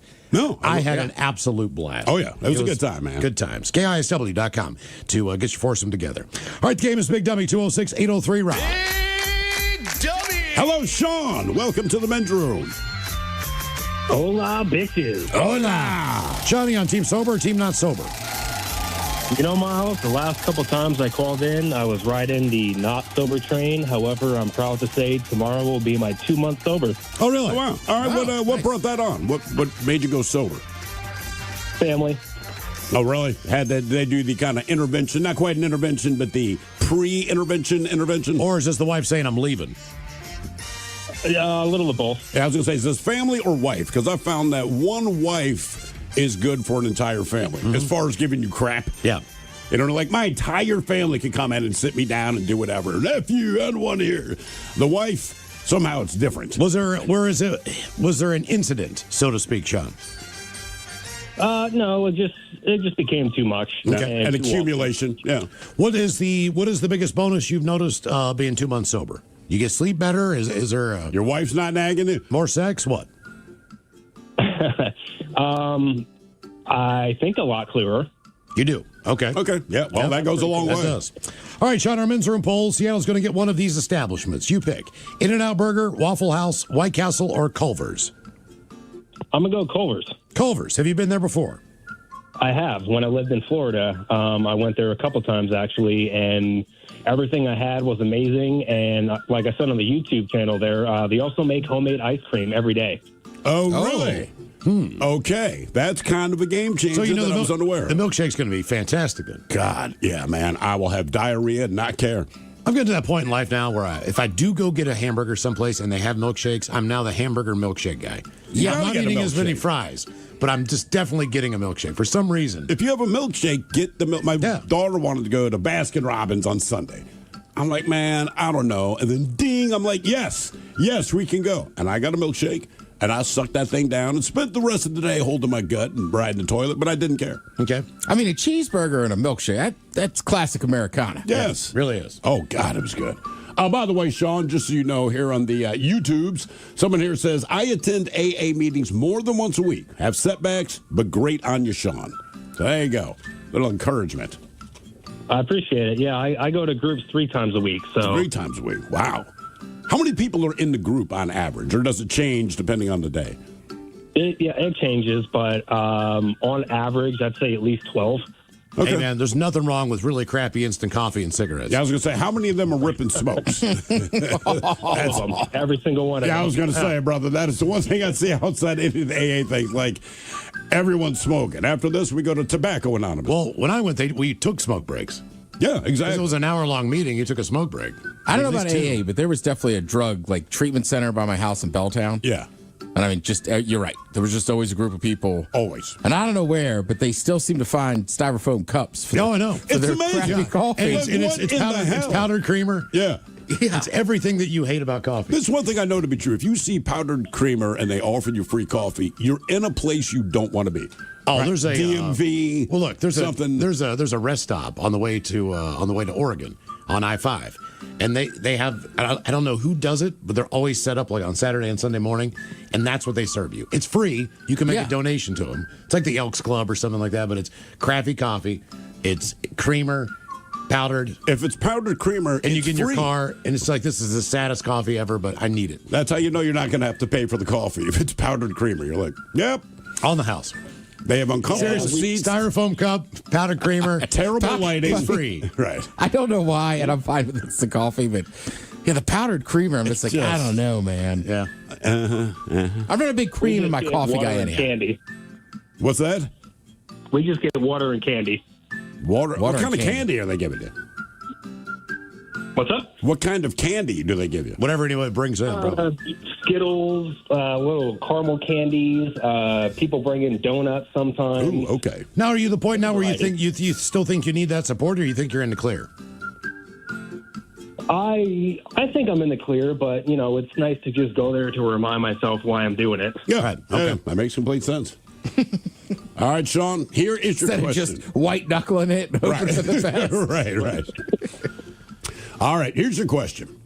There are 3 stages in a water cycle: evaporation, condensation, and what? Precipitation. Got it. You got it, man. One and done. All right, but before we let you go, we have a 50-50 question for you. So, blind people or deaf people, who have more nightmares? I feel like deaf people. Believe it or not, it's blind people. Blind people have almost 4 times as many nightmares. Yeah, if you'd have got that one right, I was going to say your mind is acting a lot clearer than normal. Yeah. The one and done, Game is Big Dummy 206-803-ROCK. But if you're blind, if you're born blind, you have no idea what things look like. Correct. So, but whatever it is you have heard or how you imagine or perceive something, I guess that's what your nightmare is. I don't know why that is, but like all the studies they've done, they're like, look, blind people have 4 times as many nightmares. I think have it but tough enough. I know, without having hey, by the way, you're blind. Good luck with that. You're not going to get a good night's sleep. You have seen the video of Stevie Wonder catching that microphone when it falls. Is it him or Ray Charles? No, Ray Charles dodged a bottle in Philadelphia. Oh, yeah. I mean, look, man. Stevie Wonder, on a mic stand, the thing was tipping over. He just went and grabbed it. Yeah. He ain't blind. I told you he ain't blind. There's tons of it. If you look up Stevie Wonder is not blind, yeah, you will see all the videos where people have gone out to prove that they're convinced. Yeah, you can see. I'll tell you what, man. I saw he pulled down his shades once in an interview, like he is blind. Yeah. Hello, Christian. Welcome to the men's room. Hola, Michola. Hola. Christian, are you sober or not sober? Sober, unfortunately. That's all right. Boy, I hear the enthusiasm there. All right, Christian, Seattle gets one. You take an In-N-Out Burger, Waffle House, White Castle, or Culver's? I'm going In-N-Out. You're the first one today. Okay. I don't know how you could say no to In-N-Out. I mean, Culver's is great, but In-N-Out's legendary. It is, man. But again, for me, it's the burger, and then I'm done. Right? The fries are crap. Like, when I go fast food, I do want, like, my little accoutrements on the side. Yeah. And I actually... And White Castle doesn't come through on that. No. I mean, you can ask for them well done. That's the hack always people say. It doesn't But work. there's still more it's just well done cardboard. Right. I disagree 100% with you, Miles. Just get 2 burgers. Yeah, no, that's what I do. Seriously. That's what I do. I'm not saying it's not about being healthy or anything. I'm just like, I'd rather just eat 2 burgers than... Yeah. And when you get that Dick's In-N-Out fight that people have, they debate them. I'm Yeah. like, look, one thing is inherently true. The fries suck in different ways at both locations. I hate soggy French fries. I That's would Dick's. just insert Kid Valley. Like, look, but I think it kills both of them. That's just me. Yeah. And they have great shakes. All right. Your question. Louise Brown, the first test tube baby, was born in what decade? The 30s. 70s. Yep. July 25th, 1978. I Googled her. I remember that. That was a big deal. Well, yeah. I mean, she's a test tube baby. That's such a weird thing. Did you Google her? No, I thought you were about to break into your rock lobster guy. Rock lobster. Test tube baby. That's what I thought we were going. Like, all right. He should have done the announcement. We have our first test tube baby. All right. Your question, what emperor was exiled to the island of Elba in 1814? Island of Elba in 1814. Can I at least get a help from what continent this guy was from? Europe. Napoleon. Was it Napoleon? Boom. It was. Yeah. Nice job. Napoleon. Nice Bonaparte. Yeah, Bonaparte. Game is Big W 206-803 Rock. Hey, Bonaparte. Napoleon Bonaparte. Hello, Corey. Welcome to the men's room. Montgomery! Hola, hola. Sober, not sober. I am Team Kentucky Bourbon. All right, not sober. Very good. All right, Seattle gets one on a men's room poll. You take an In-N-Out, Waffle House, White Castle, or Culver's? Well, I had Waffle House here in Kentucky for the first and last time. I think I'd have to go with In-N-Out. Okay. Why was it your last time? Oh, I don't know when the last time I had that bad of gas was. Oh, what did you get? I Waffle had House. like an egg bowl with the meats in it, kind of like a scramble, and then the gravy on top. Okay. And how long did it take before you started firing out the backside? I mean, it was delicious. Don't get me wrong, but it was probably 10, 12 hours later. It was brutal for a while. Yeah. And by maybe an unpopular opinion, I am just not a bowl guy. I don't want all of it. Shenanigans continue. This is the men's room with Miles and Thrill. So the story goes, some guys trip over their untied shoelaces. Matt Barr trips over his own penis. That's one of the reasons. They say it's a tough scene out of the UK where Barr, owner of the world's largest penis of 14.5 inches, is now sidelined with a broken arm because his giant dong got in the way while he was showering. The incident happened when he was rushing to get ready for work, couldn't see his feet past the enormous hog swinging in his eye line, and stepped right into some stray shower gel. Mm-hmm. He slipped, went headfirst out of the tub, cracked his shoulder on the floor, and wound up with 2 fractures. That's already embarrassing enough, but Barr didn't just take the loss quietly.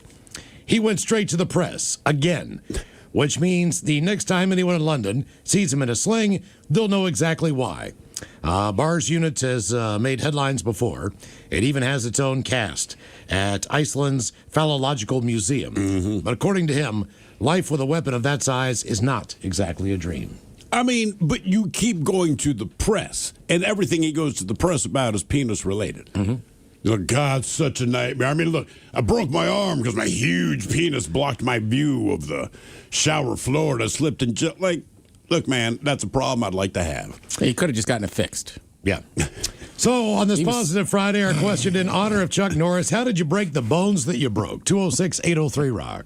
Here's a sad one off of YouTube. Guy says, both of my small kids, they're in the Costco 2-kid shopping cart. Well, I ran and hopped on the cart, as all dads do. You're 100% correct. Ended up popping a wheelie and crashing. Handlebar came down and broke a femur on each of them. Wow. Oh. He broke the femur he broke on his each kids. of his kids. Right, because he did what all dads do. Have to jump on, pull the wheelie. Yeah, that's a tough look, dude. You know what? And I mean this, and it sounds wrong, but anyone who's married and has children, if you're a guy, you will agree.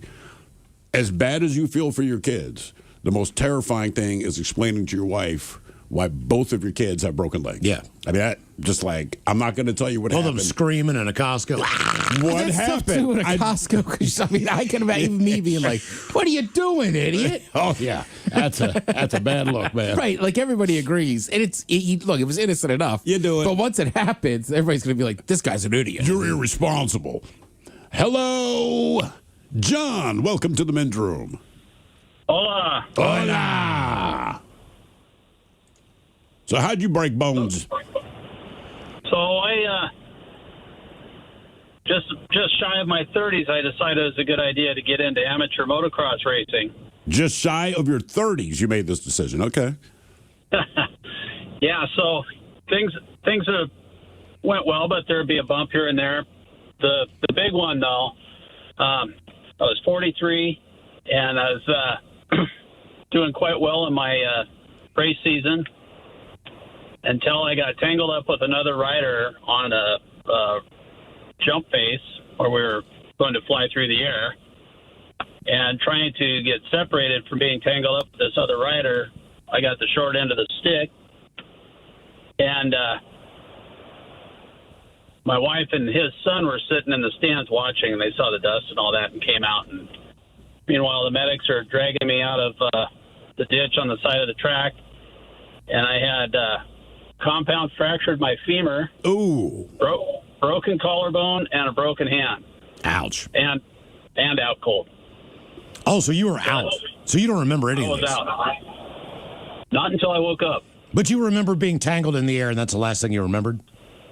Well, the last thing I remember is being tangled and then hitting the ground. Okay. Well, it was just like lights out. How long does it take to recover from a compound fractured femur? I had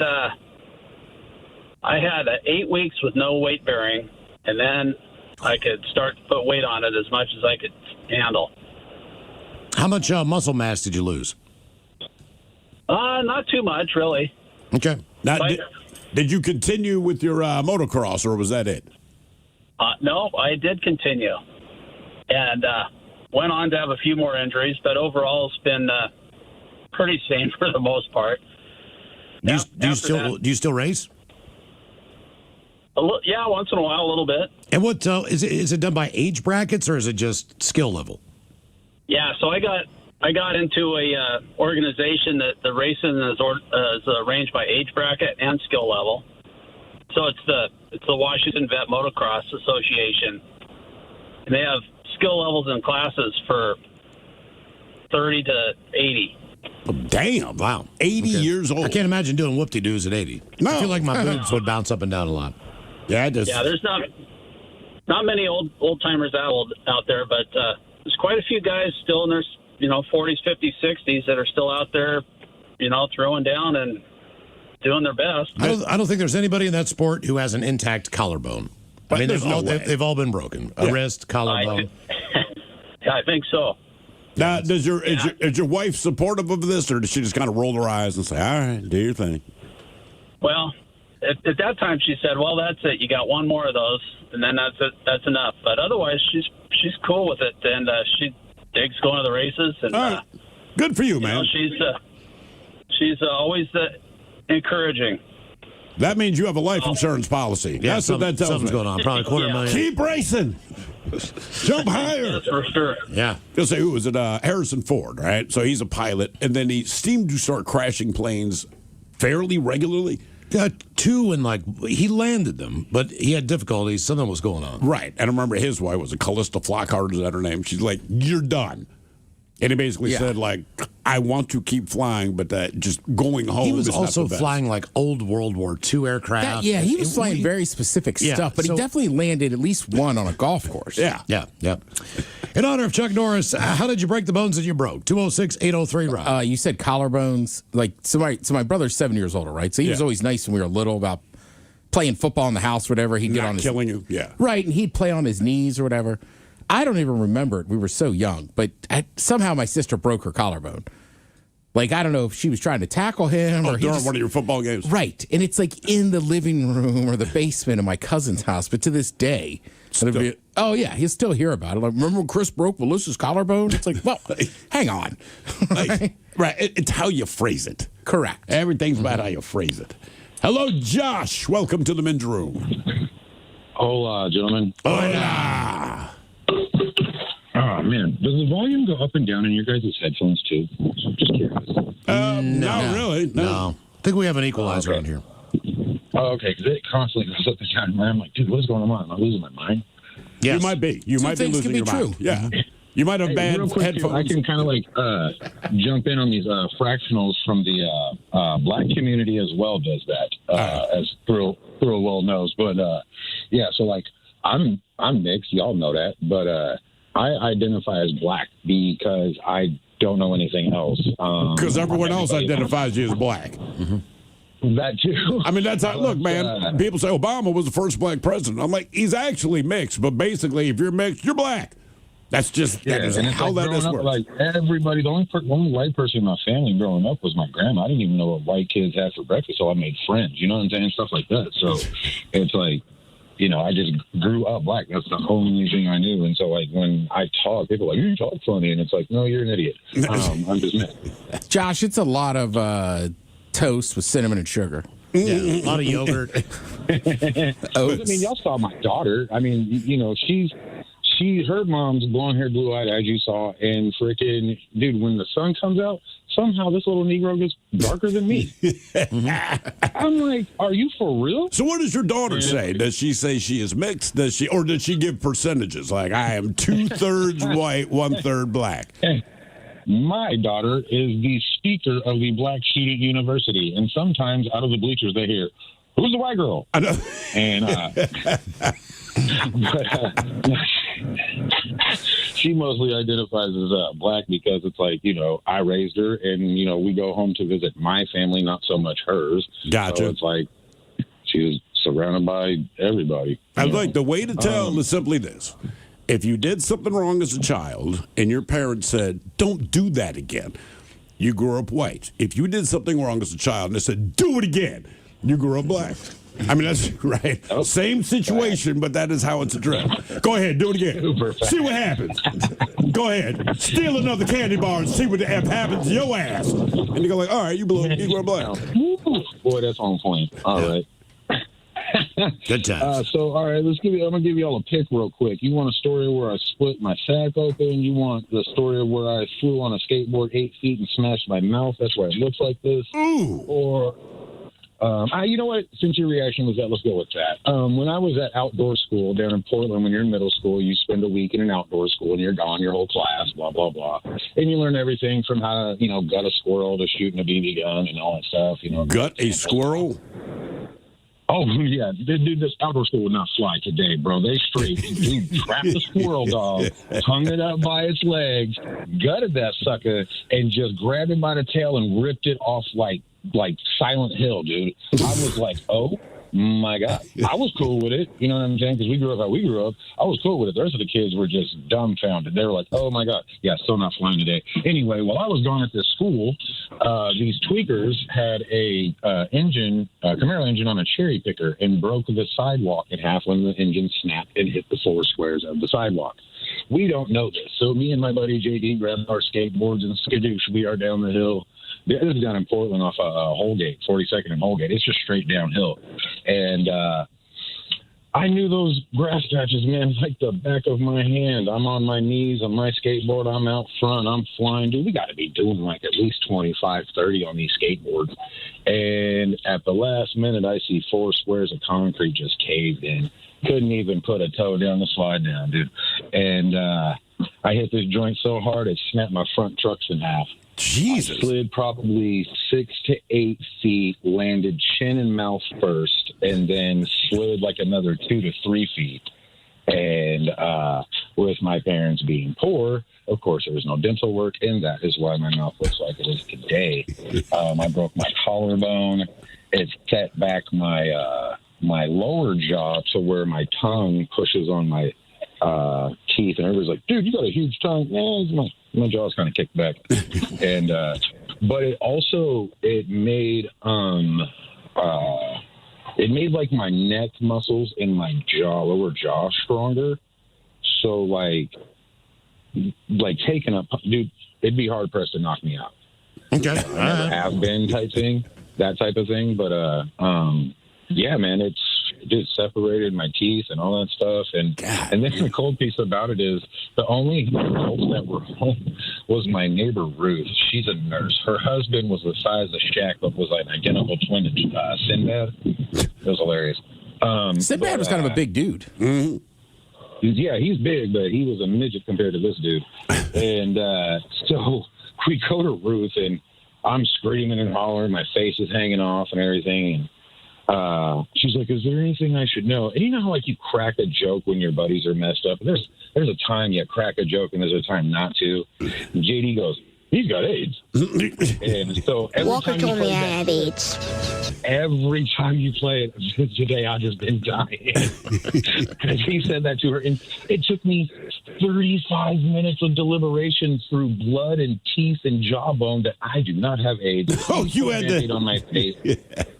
Yeah, and I'm like 11 years old, and it was insanity, dude. It really Good was. times. Good times. That's Jesus. I'd say, man, yeah, that's bad stuff. I'll let you friend, he has AIDS. But at that time, you took it serious. Like, wait a minute. Seriously, man, do you have AIDS? Because when AIDS first hit, like, nobody knew what to make of it. So you could say that if anyone bled, right? So when you go to school, man, especially when you're a little kid, someone's going to bleed because kids do dumb things. You're out at recess, right? And so it used to be teachers would always rush over and they'd scoop you up, take you to the nurse's office. When the AIDS thing hit, right, and like that's all you heard about, but no one was quite sure what it is, and the same kids do the same things on the playground. Now there was about 90 seconds before anyone approached you because the teachers would run inside, get a pair of rubber gloves. Yep. They changed the rules. Changed the rules of boxing. Everything, man. Everything. I just don't know why we don't talk about hepatitis that way. What do you mean? Well, because like HIV and AIDS, I want to say like they're like the air kills them. Yeah. Right? So, like, if there's blood on a desk, like, it's really not going to affect you. But if it's hepatitis B and it's dried up and you have a cut, you're still going to get hepatitis. Yeah. I think because they know what hepatitis is, you know the organs it affects, you understand where it came from, you know what treatments are, right? But with it's different now. With HIV, you know, everyone's aware. They have treatments and all. But at the time, they're just like, we don't know what this is. If there's any blood, like, don't touch it. Do not touch it. In honor of Chuck Norris, how did you break the bones you broke? 206-803-ROCK. Hello, Jim. Welcome to the men's room. What up, boys? How you doing? Hola, Positive Friday. Happy Friday. So I have totaled 7 vehicles, a couple of them twice. Never broke a bone in my body with the motor helping it. However, I had the pedal bike growing up, and her name was Bone Breaker. I broke the bridge of my foot. I broke both shoulders once, my right collarbone twice, my left collarbone once, fractured a thigh. That was just from a pedal bike. Damn, man. You were not very good at it. Yeah. I was actually pretty good. Some of my stunts I tried to do were just dumb kid things. See, that's the problem. When you're really good on a bike, then you get the idea that I need to do more, and that's when things go south. Mm-hmm. Yeah, probably one of my worst hits was I tied my bike to the back of a motorcycle. I was doing about 30 miles an hour when I went for a tabletop. But that didn't end well. Yeah, I bet it didn't, man. Whose idea was that? Well, that probably was mine. Okay. Yeah. Tied it to a motorcycle. Mm-hmm. I remember my parents, and as a kid, you don't get why parents are so freaked out. And when we lived in Colorado, we lived at the bottom of a hill, right? So me and my buddies, we'd ride to the top. And we'd invite all the parents out for our stunt show and all this kind of crap. And we'd try to jump trash cans and that. But the big thing was we would always stand on the seat and pull wheelies. And I always just remember the look on my mother's face. Like her mouth's hanging open, her eyes were all bugged up. And it always irritated me. Like, what is she so worried about? Like, my God, I know what I'm doing. Fast forward, my kids get bikes. And as soon as my son started showing off, luckily, he never injured himself. But when he started showing off, I'm like, I know that I look exactly like my mother right now. And you're just waiting for freaking disaster because kids want to do whatever it is kids want to do. And he's always like, I have a helmet on. I'm like, I'm not worried about your head, bro. It's all of your limbs. Well, and like, I don't know if they still do it, but like everybody I knew, we all had pegs on our bike. Mm-hmm. So there's always like another dude kind of riding with you. And then it'd be like, how fast should we go? Which is not that fast. We had banana seats, so you could fit 2 people on the seat, but there was no place to put your legs. You just dangled them in the back. You still rode as fast as you could. I shot my mother off the back of one of those banana seats. Same place, same hill. My buddy just lived at the top. We're at the bottom of the block. She came up. The sun's going down. Hey, time to come home. No problem. I'm like, do you want to ride on the back of the bike? She's like, sure. So like anything, I'm standing up on the pedals. I went as fast as I could. And she's screaming and laughing, but she's hanging on. But the one thing we always did, and I did not consider this with her on the back, but the one thing we always did is when we got to the driveway, slam on the brakes, see if you can leave a skid mark and skid in. Right? Kind of have to. Yeah. I mean, no matter how much my father screamed about it because he hated seeing the skid marks on the driveway, we're going to do it every time. He knew that. So she's on the back. I do the skid, and then I realize my bike is suddenly lighter because I just shot her ass off. She hit the mailbox in the front yard, and I just ran into the house. And my father's like, where's your mother? I'm like, she was on the back of the bike, and I skid, and he just started laughing. He's like, I'll deal with it and prevent her from killing you. Our question today, in honor of Chuck Norris, how did you break the bones that you broke? 206-803-ROCK.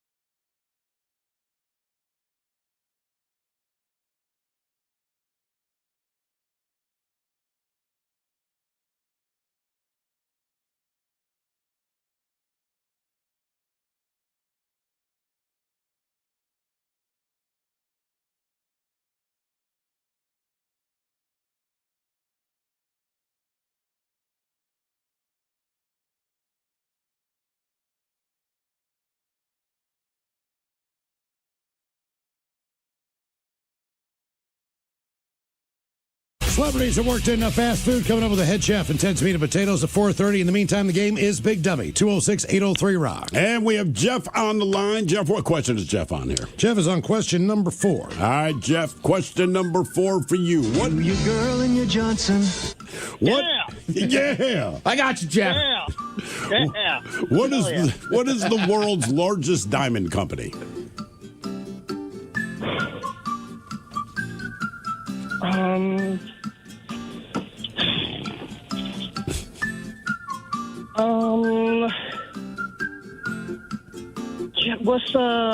Is it the Shane Company? It's not. I'll give you a hint. It's what they order at the bar in Chicago. Duh, beers. Yeah, that is correct. Okay. All right, your question. What organ do nephrologists specialize in? Nephrologist. The lungs? Liver. Kidneys.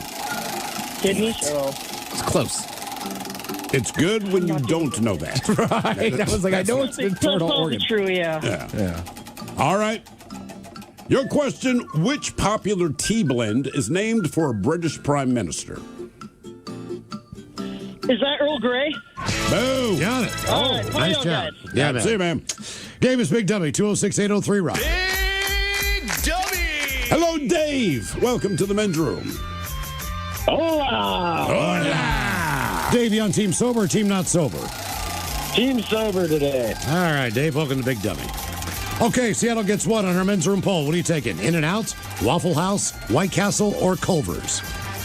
You know, I was kind of torn on this one, but then I heard about the homemade ice cream every day, so I got to go Culver's. Brother, Culver's. I'm telling you, that kind of switched my position as well. Someone said it was custard. Doesn't matter. Yeah. I'll take it. I can't tell the difference.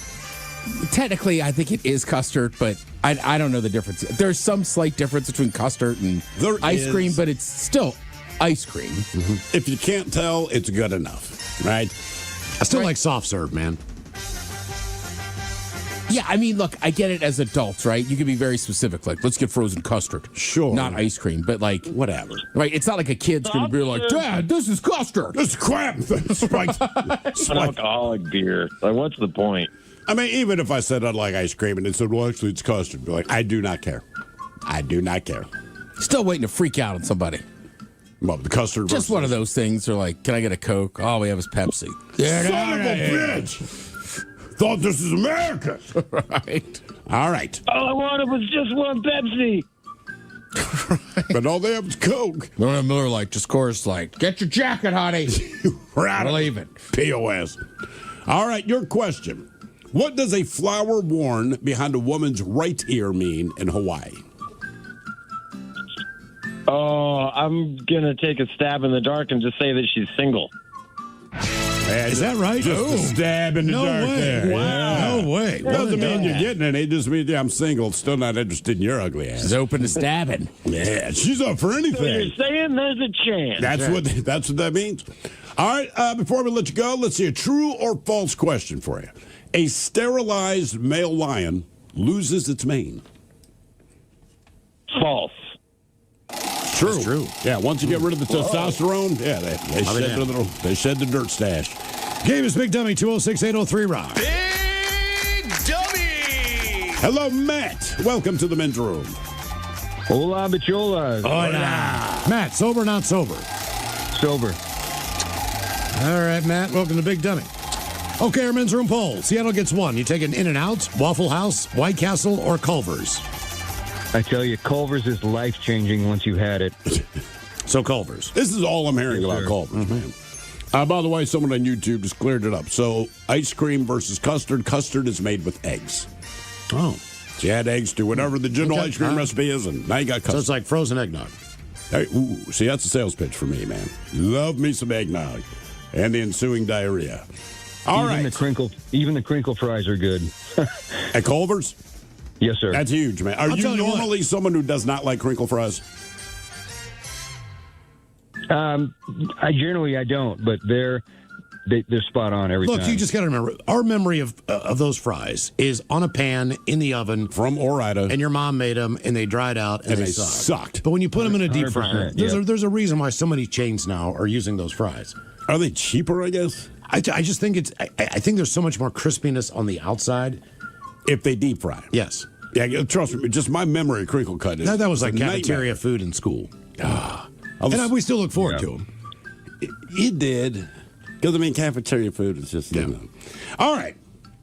Your question. Now, we've heard of Hitler's Third Reich. What was the First Reich?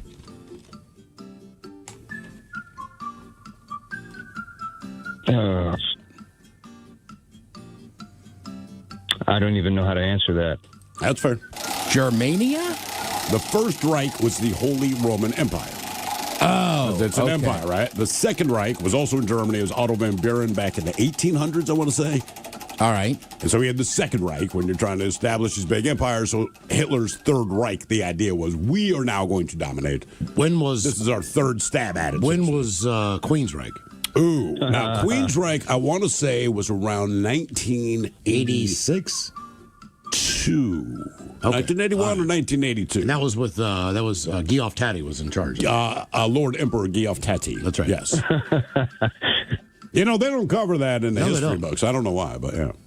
All right. Your question, what U.S. state gets the most rainfall?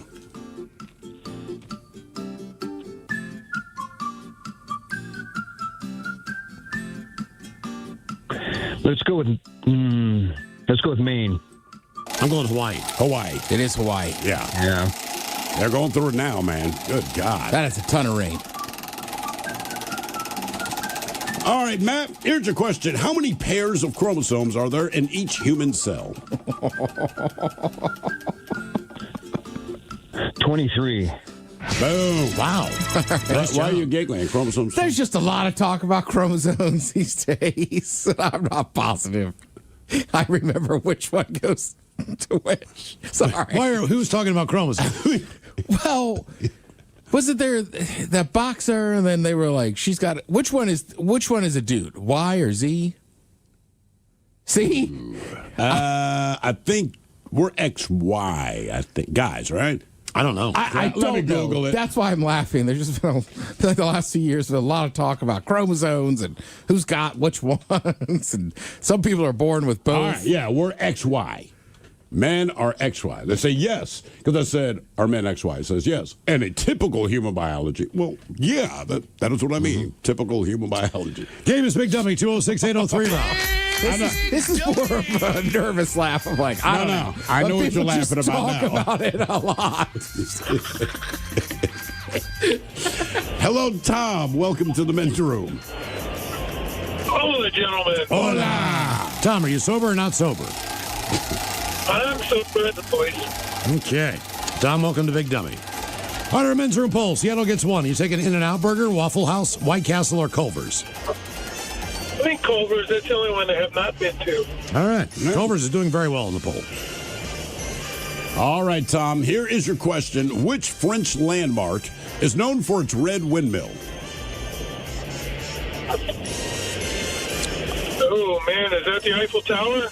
No, it's a movie. It's that the stars- song, Lady Marmalade. But what's the movie about? It's about the whorehouse that they sing at now. Moulin Rouge. Yeah. The whorehouse. They sing about whorehouse. They sing it now. I know a lot about it. Just not the goddamn name. I never think about that.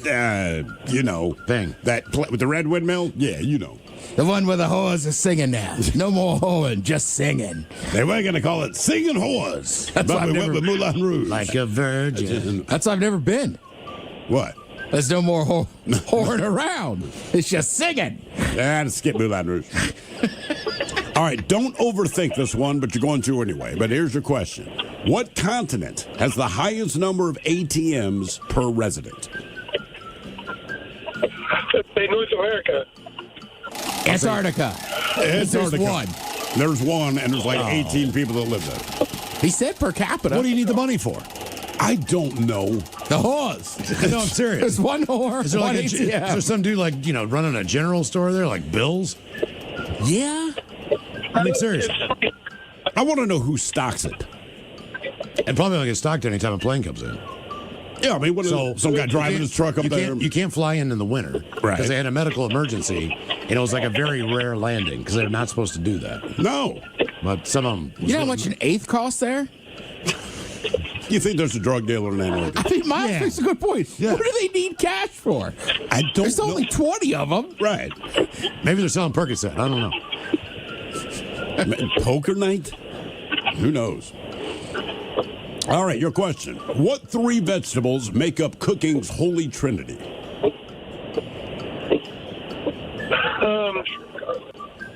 Mushroom, garlic, and Always live on the free Odyssey app. From the Pinky's Plumbing Studio, you're in the men's room. Text the guys at 206-803-ROCK. Coming up, we'll drink and toast of the weekend with a shot of the day that is Bad Choice Friday time. You know it's Bad Choice Friday. It's Bad Choice Friday. You know it's Bad Choice Friday. Hey, man, this is your fault. Come on. And today we celebrate the first day of spring on a Bad Choice Friday with ELO.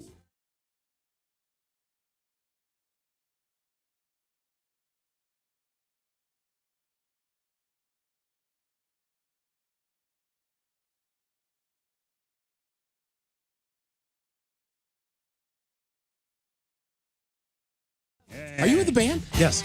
Nice. So you weren't watching them. You were working. No. I've been to every show. ELO and Mr. Blue Sky taking on Katrina and the Waves on a Bad Choice Friday.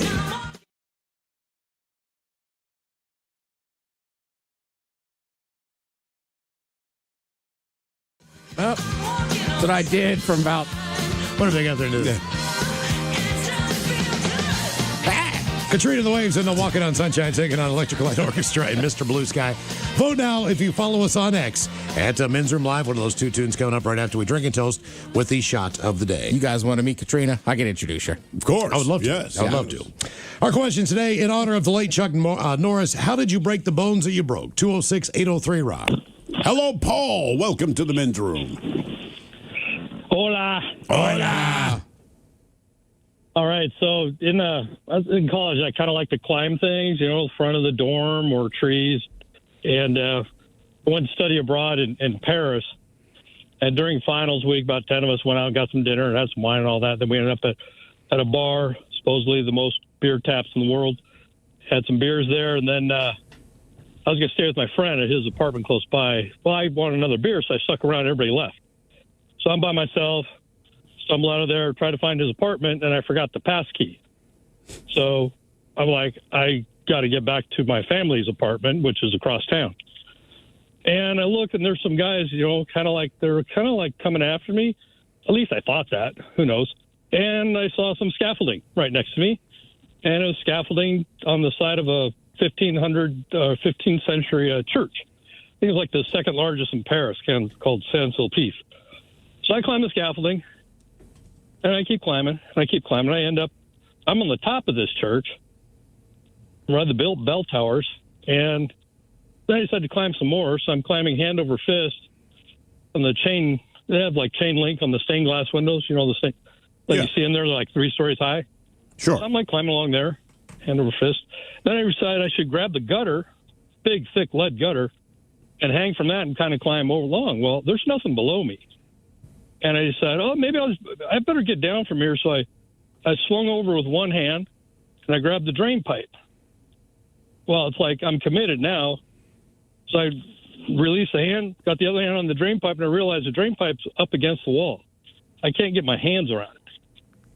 So I start shimmying down, and then it's one of those things where you think I'm probably going to fall, and then boom, felt like Bugs Bunny, you know, squashed all the way down. All thing I remember is I kind of remember hitting hit my head pretty good because I squashed down so far. How far did you fall? It was probably a good 3 stories. Damn.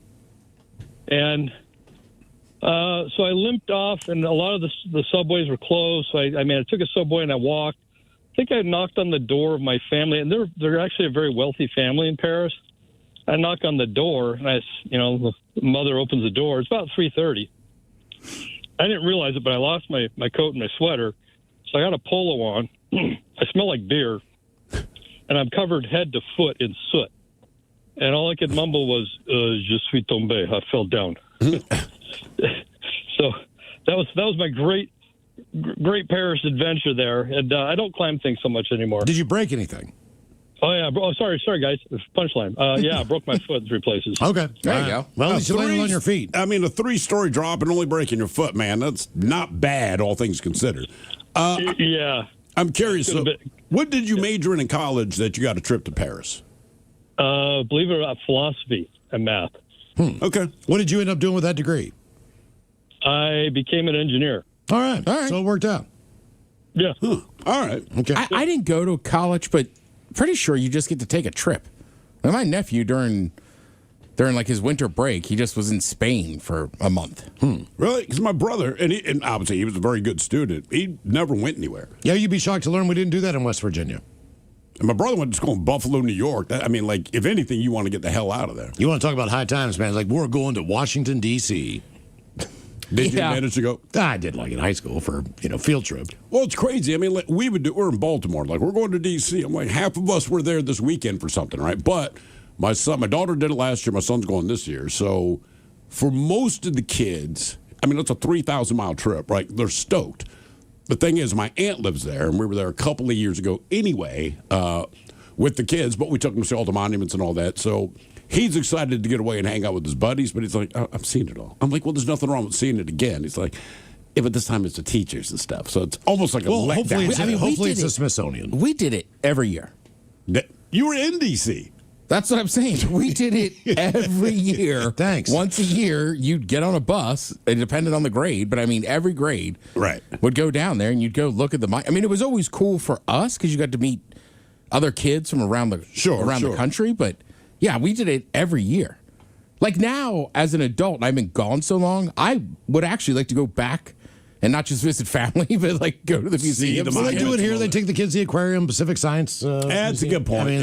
Same crap. In honor of Chuck Norris, how did you break the bones you broke? 206-803-ROCK. But I know it is a massive trip for kids. I was like, I don't know, we did it every year. It's huge. Well, and I will tell you this though, it was a lot cheaper for you than it is for me. Oh, man. Yeah, ours was as simple as sign in a permission slip, bring your lunch. Yeah, this is pricey. I'm like, you better frickin' enjoy it. You also forget the little things of like getting a hot dog from a vendor in the middle of the day as a kid is like, That's cool. this is unbelievable.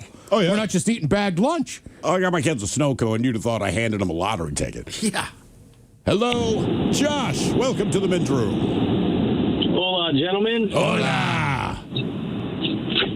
Happy Friday. Yeah, man. Positive Friday. Yeah. So, probably about 10 years ago or so, I got off work a little early, decided I was going to go ride this new street bike that I had bought. Never ridden it yet. It was a, used bike I bought from a buddy. Get on I-5, probably right around Boeing Access Road. Just kind of lost it. Don't know what happened.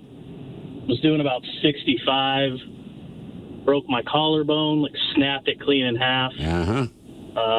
Broke my scapula and fractured 3 ribs. Did it knock you out? Yeah, it did. I don't remember anything except for waking up in the ER at Harborview for a couple minutes, seeing a bunch of people around me, and then fell back asleep, and then woke up again. Crazy story about that is the next time I woke up, I heard someone losing their life next to me, which didn't give me any reassurance of my condition. Yeah, compared to the room you're sharing. Yeah. Yeah, exactly. So then I pass out again. But yeah, my buddy that was with me, he took a video of me on the ground, and I was fully coherent. I didn't know what day it was, but ambulance was asking about ID cards and insurance and all that. So I was talking to him, but the lights weren't fully on there. I love that they ask you about insurance in that moment. Obviously the guy, worry about it later. Just get the guy where he needs to freaking. How long did it take you to recover from all that? Probably a good half a year to get kind of fully back. I was actually a mover at the time, and I was in fairly decent shape. So, all the physical therapy. I mean, they put a 4-inch piece of metal with a bunch of screws that's still in there. So, still don't have full mobility of the arm, even after all the physical therapy and stuff. But it's fine. I've gotten used to it. Did you buy another bike? No. So actually, that bike ended up sliding about 100 yards. And all it did was broke a cover on the crankcase. That's it? And cost me $120. Well, it busted up some fairings, but they probably could have been replaced. It was a used bike. So, it cost me $120. I put it back on myself and got back on that bad boy, rode it for probably a year. And at some point just kind of decided, I think I'm going to stick to my cage, and sold the bike for super cheap. What about your moving career? Was that the end of that? No. So I got put in the office for probably about a year. It was actually that day I had just started doing on-site estimates, and I only had a couple, which is why kind of had an early day that day. And since then I actually moved up in the company, became the ops manager, and the owner of my company actually just opened a new moving company about a year ago. So that's what we're working on now. Awesome. Damn. Awesome. And you have no idea why you laid that bike down? No. I asked my buddy. He was in front of me, and he said he looked in the mirror, and he said he just saw me falling over. After inspection of the bike, we realized that the back brake pads were pretty worn down and probably could have been replaced. He seems to think maybe I put my foot on the rear brake by accident and just kind of slid out and kind of just tipped it over and just slid. Okay. Yeah. Good times. Yeah, I know. The good story about that bike, too, is I know the first guy that bought it brand new, and then the company I worked at, 4 other guys had owned that bike, and every single one of them wrecked it. Every single one of them broke a bone. What kind of bike was it? It was a 2004 Suzuki Gixxer 750. Dude, it sounds like the plot of a movie. Yeah. The Dead Man's Bike. In honor of Chuck Norris, how did you break the bones you broke? 206-803-ROCK. Don't ride that bike, bro. Yeah, sir. It sounds like a horror movie. Hello, Robert. Welcome to the men's room. Hola. Hola. Oh, man. So I've only ever broken one bone in my entire life, but that bone should happen to be my entire face. Oh. when I was 11 years old, I lived out in the country. Me and my brother had a 4-wheeler, and our driveway had pretty steep sides, so you could jump back and forth across the driveway like a really good jump. Well, the first jump I ever took with my brother, he's like 8 years older than me. He's like, "Hey, come sit in the front seat or sit, between my legs, and I'll drive, and you just hold on while I jump." I'm like, "Okay, cool." So we jump the road, and as soon as we land, luckily I've got a big old smile on my face, but as soon as we land, my face just comes straight down into the center, keypad area where you turn the thing on and off, and just slams right into it. The key goes into my mouth, but I have my mouth open, so I don't knock out any teeth, but I fracture, everything in my face, my cheeks, my forehead, my jaw. I swear it took probably a year before I could even smile again without it hurting. What do you? what do they do? 'Cause, they can't just put a cast on your head. So how do they fix that?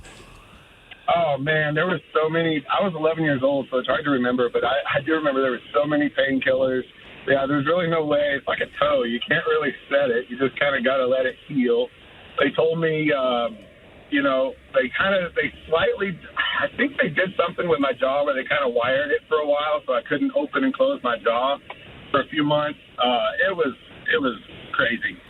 Can I don't advise ever breaking it. If I looked at you now, would I know that your face suffered some trauma when you were younger? No. You just think it suffered trauma anyway. Yeah. Well, as far as accidents go, the number one cause of death in West Virginia from accidents is hitting a deer and then crashing your car. That makes sense. Number 2 is 4-wheelers. So 4-wheelers. 4-wheelers. Didn't you grow up with a girl or something like that? It was on a 3-wheeler though. Yeah, 3-wheelers are much more dangerous because the handlebars could turn if the wheel got. I don't think they even make those. I don't think they do. It was, but didn't she take the handlebar through the eye? Through the eye socket. God. Yeah, she was gone from school for a couple years. Oh, she survived. Yes. Holy. And then another buddy, Mickey Gaspar, he passed on. 3-wheeler, 4-wheeler, 4-wheeler. The fiddle player from Dave Matthews Band. Yeah, is that saxophone? How did he die? No, or saxophone. Saxophone player. Sorry, fiddle player. Ozzy Osbourne almost died. Yeah, I remember that. Jesus. In honor of Chuck Norris, how did you break the bones you broke? 206-803-ROCK. In theory, it seems like it should be safer. I think they are safer than a 3-wheeler, without a doubt. But sometimes I think when you tell people it's so much safer, you get a little more reckless. Yeah. Now they're all in cages and those Polaris and all those bigger ones with, the seat belts and turn signals, things like that, so they're kind of road ready. Hello, Zach. Welcome to the men's room. Hola. Hola. So how did you break bones? So, I just recently discovered about 3 months ago that I have had a broken L4 vertebrae since 2012. Do you know what you did to break it? I did. So I was in the military and deployed, and I was artillery, so lifting about roughly 100-pound rounds to load them into said tube. And at one point or another during the deployment, we had what we call fire missions, is when you fire off the artillery rounds. And it was 52 rounds that we were trying to fire as fast as, essentially as fast as we could. And I was the guy who loads it. So right around round number 47, 48, right around there, I hear a crack, not like a knuckle, like you pop your fingers, but like a deafening crack in my back. And it hurt, but I just kind of kept going. Adrenaline, probably. Sure. And since then, my lower back has been sore. I served for 11 years, and it was still kind of it's always bothered me, but it was a lot of stretch, take ibuprofen, take some Tylenol, you'll be fine. It's just a part of the job. What about what about taking a run in the morning? If you got to go 5 miles, whatever, could you do it? I would. Yep. I mean, when I got back from deployment, I was still active duty for a few more years. I think the longest run we had at one point was 11 miles, and the longest ruck march where you're wearing all your kit, you got the backpack with everything.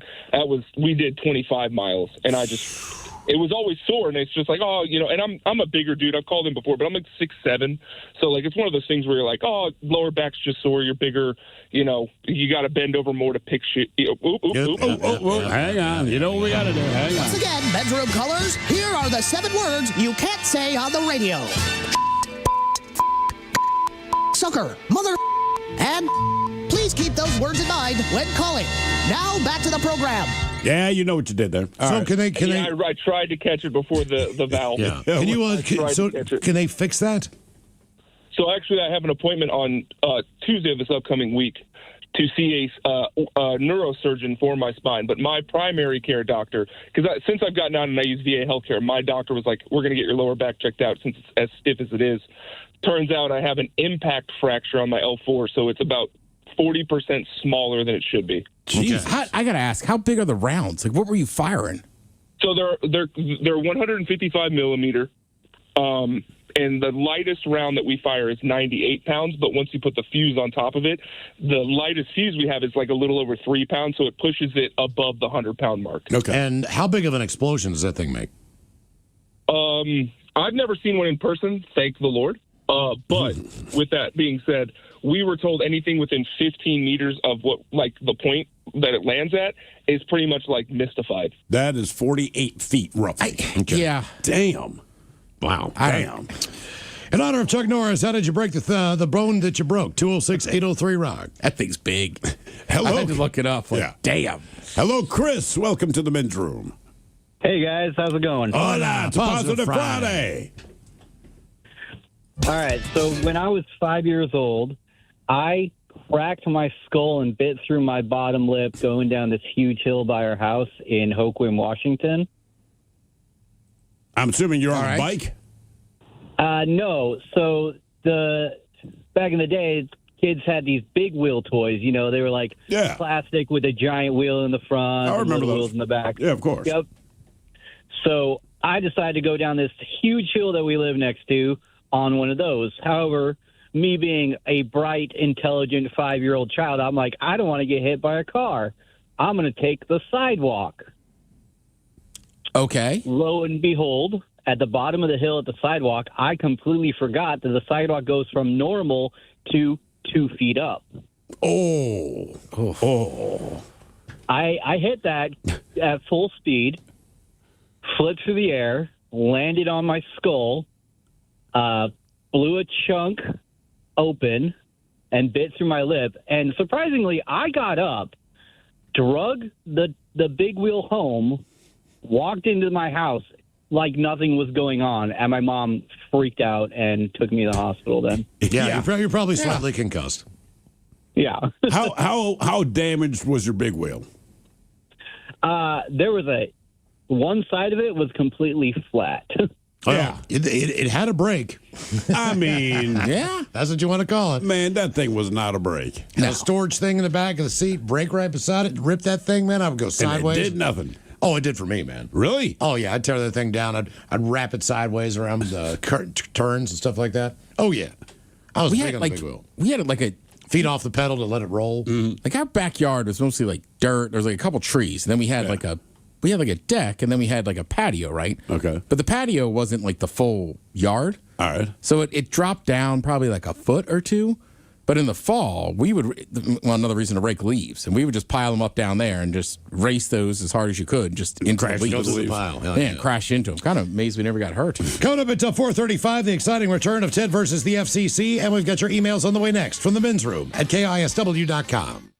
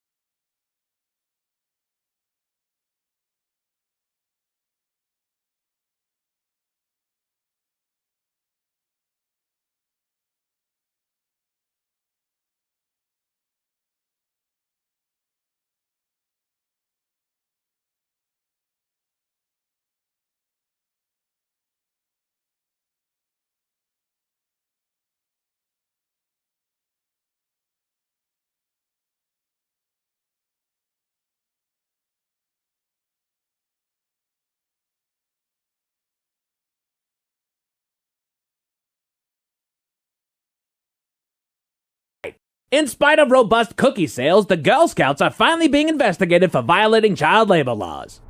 But first, according to multiple surveys, Americans are feeling more stressed out now than at any point since the Great Depression. These are stressful times, Playboy. Well, no one would argue that, and there are a myriad of reasons for that. But whoever you are, and no matter what you're stressed about, we could all use ways to relax. And experts have a few suggestions for how to live your best life. Win the lottery.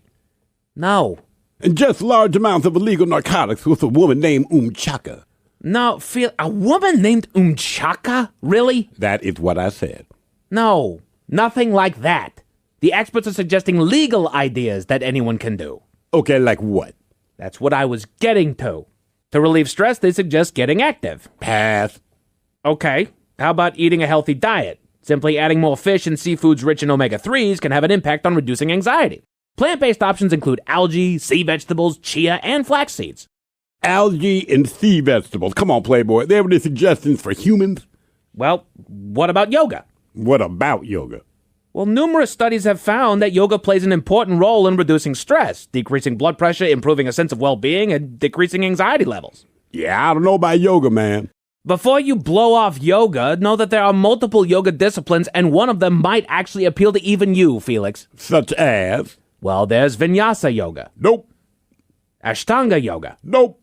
Hot yoga. Nope. Oh, well, fine. What about goat yoga? A bunch of cute little goats walking over you while you do yoga. I've heard it's incredibly relaxing. Wait, goat yoga? Yes, Bonnie. I always thought people were saying goat yogurt. Goat yogurt? That's what you thought people were saying? Yeah. That didn't seem strange to you. Not any stranger than the idea of doing yoga with goats walking on me. She makes a good point, Playboy. Point taken. But no, not goat yogurt. Goat yogurt doesn't actually exist. Yes, it does. Goat yogurt exists. Yeah! My family got into the goat yogurt business when goat yogurt got popular. But goat yogurt never got popular. Goat yoga got popular. Well, we thought everyone was talking about goat yogurt. That's why we started making goat yogurt. Your family started making goat yogurt. Bonnie, what is goat yogurt? Exactly what it sounds like. It's yogurt made out of goats. There's actual goat in your goat yogurt? That's why it's called goat yogurt. My favorite is fainting goat yogurt. I see. Doesn't your family also have a line of I can't believe it's not food products? We do. I can't believe it's not Alpine Dingo. I can't believe it's not Jack Russell Terrier. I remember. And your goat yogurt, was that for sale too? Yeah, but nobody bought any. People don't want goat yogurt. But they do want I can't believe it's not Jack Russell Terrier. Yeah. Is that weird? It is weird, Bonnie. It really is. We thought so too. Okay, then. Again, Americans are feeling stressed out. Stress and goat yogurt. That's what we have today. Let's go to break. We'll be back next hour.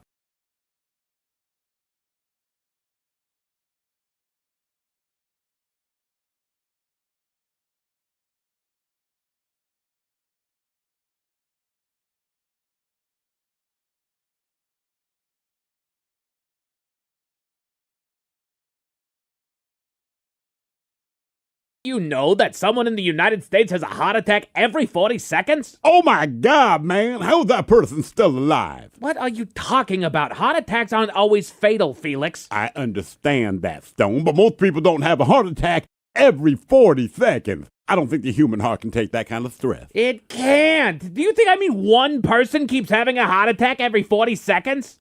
Those were the words that came out of your mouth, and I chose to believe you.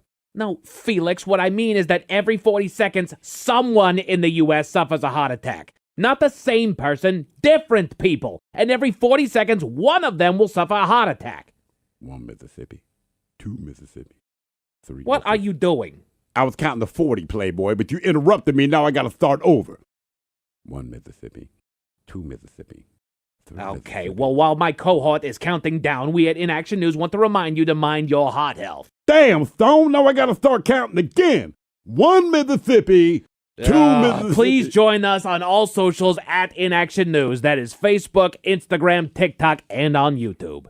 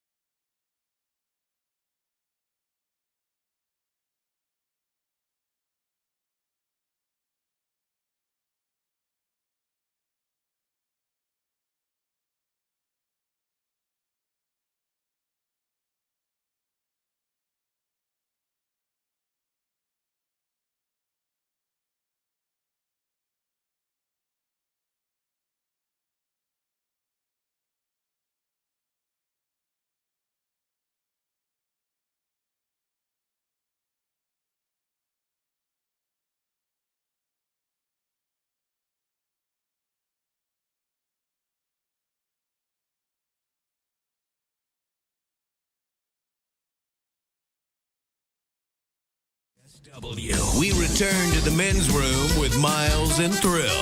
Coming up, we'll drink and toast in the weekend with a shot of the day that is Bad Choice Friday. You know it's Bad Choice Friday. It's Bad Choice Friday. You know it's Bad Choice Friday. Hey, man, this is your fault. Sam, I tell you, we celebrate the first day of spring. Kind of feels like it outside, a little windy out there, but otherwise a nice sunshiny day. So, in honor of the first day of spring, we bring you ELO.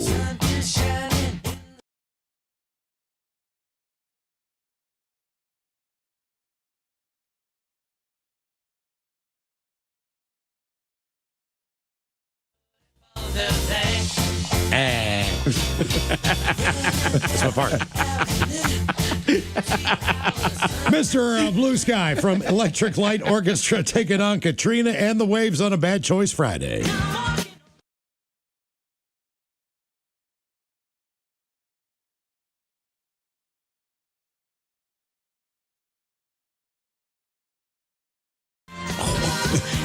that why Sunshine left? That's right. Tired of this crap.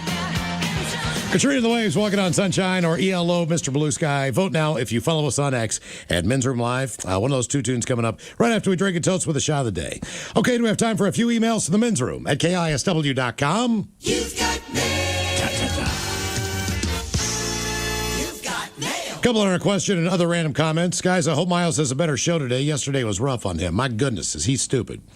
Now we get on to the question ones about... what happened yesterday? I don't know. Probably just me being dumb. No idea. You know. I mean, kind of dumb. It's just most people trying to it was point big dummy. Yeah, maybe that's why. Guys, I broke a toe kicking a fridge door. Good times.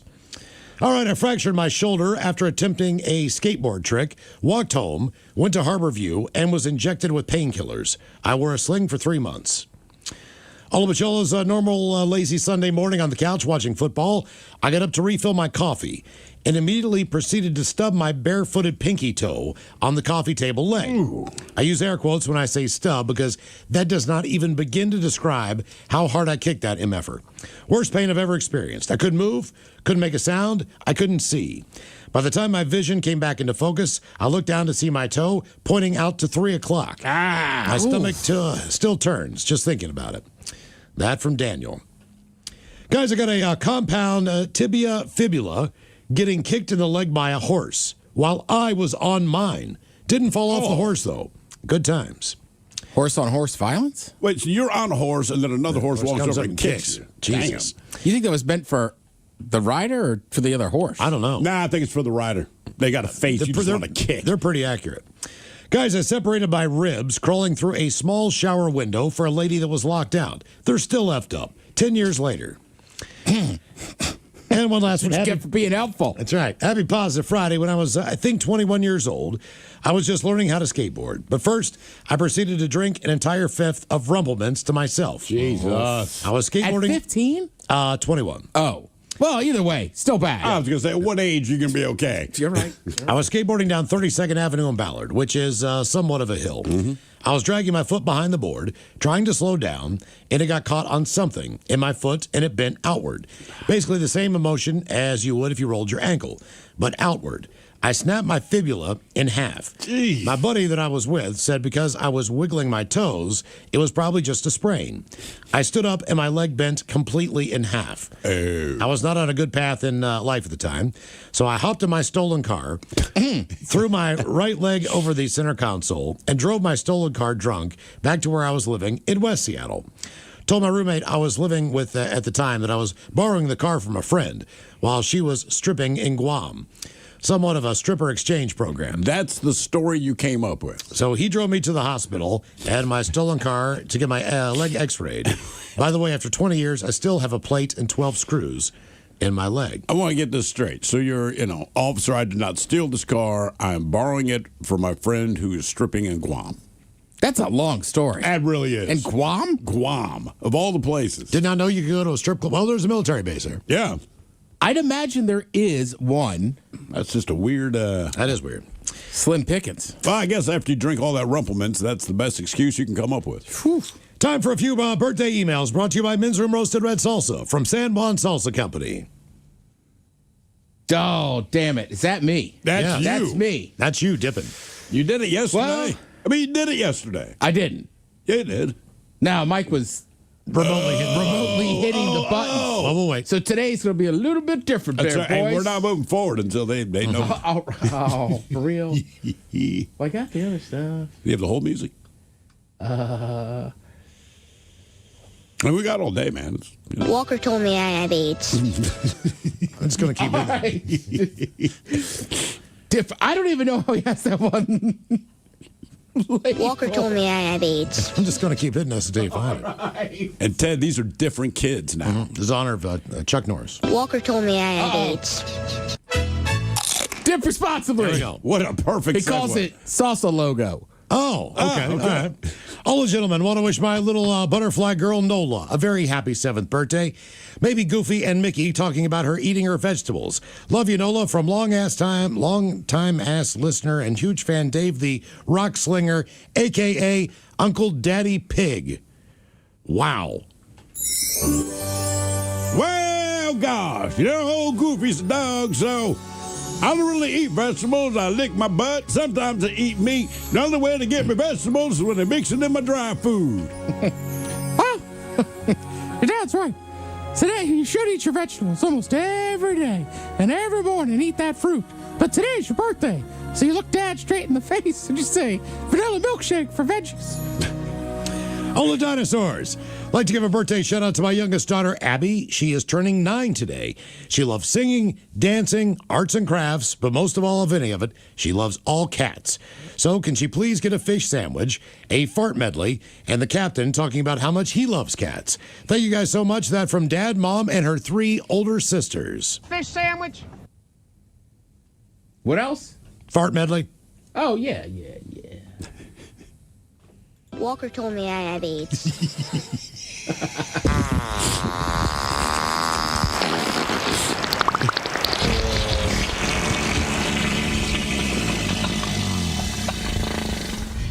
And the cap.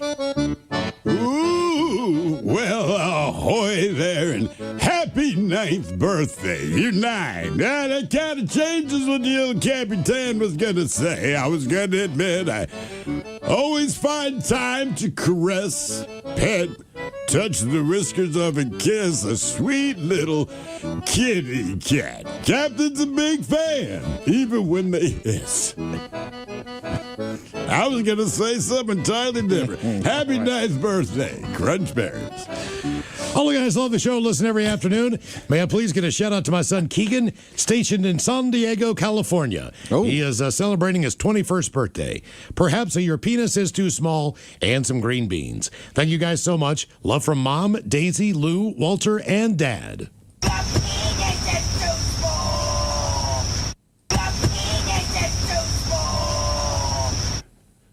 Walker told me I have AIDS. Green beans. Green beans. Trying to fill in the gaps, you know. I mean, you're quick on the trigger over there. Green.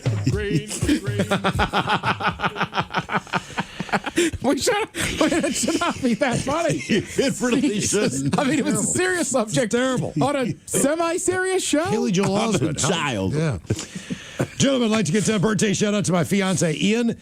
Tomorrow will be his 28th birthday. Can't do anything. Sorry. Yeah, that's all right. No, we don't. Brianna, we don't do birthdays when it's not his birthday. What else do we got here? All right, guys, today is my brother Greg's 53rd birthday, and I hope you can make his day. He spends his days smoking weed and working at a meat market. If you could give him a big old bong rip and a dose of the captain, that'd be swell. Thanks, guys. That from his favorite brother, Tim.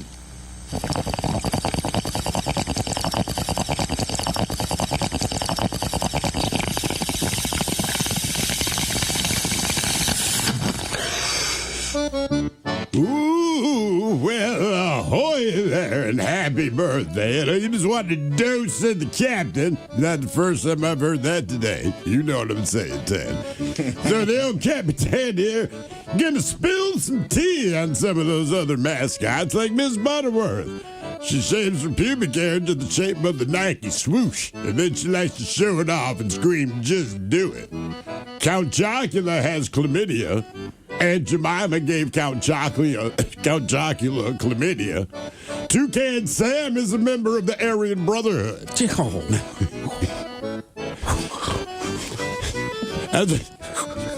Toucan Sam? Toucan Sam.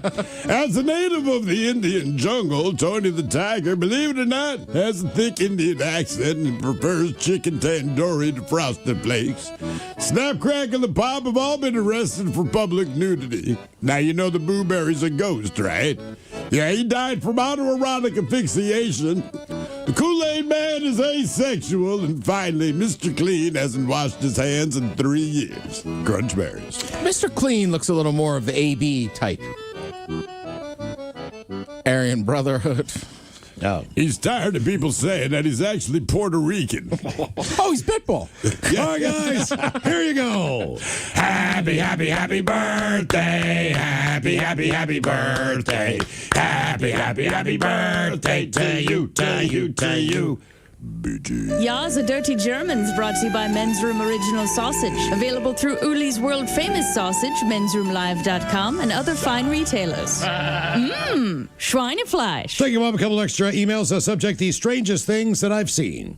Guys, working at Harborview, I saw a woman cut her nose off when she came in while chewing on the nose. What? Walker told me I had AIDS. Crazy guy cut his penis off and then threw it at us.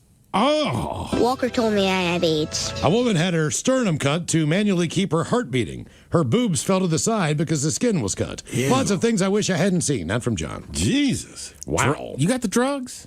Drugs. I do. Where the hell is it? I do have drugs. Where the hell are the drugs? There we are. Drugs! Yeah, cuts off their penis and throws it at someone. Or cut off your own nose and gnaw on it. What? Okay. I think I'd rather cut off my own nose and gnaw on it than cut off my penis and throw it at someone. Guy I played football with in college cut his penis off, then jumped into a river. What was he on? Drugs! Yeah.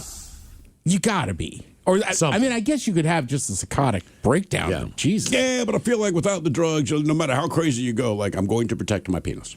Gentlemen, the subject is pet costs. Driving to work, listening to the podcast about the vet bill there on the Odyssey app. I picked up a Dalmatian pup around 07. Had him till about 2020 when we had to put him down. Great dog, but crazy. When he was about 5, he couldn't pee. You have to feed them a low crude protein diet, which means crazy expensive kibble. I'd been giving him a little extra meat, and it added up quickly. One night, all night, he had to go out. Finally, in the morning, when it was daylight, I saw nothing was coming out. Went to the vet. $5,000 later, he could pee. What happened was bladder stones, 3 to 7 millimeter big, and all had spikes on them. Jeez. All caused by extra protein. Couple lodged behind the bone in his penis and blocked him completely shut. The vet had to slice him open and flush him through both sides of his penis to get them all. I felt so bad for him, and no more extra meat. That was my last Dalmatian. I've owned 3. Never again.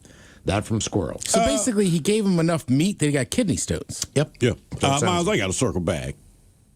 You know a guy that cut off his penis and jumped in a river? Yeah. Did he survive? Yeah.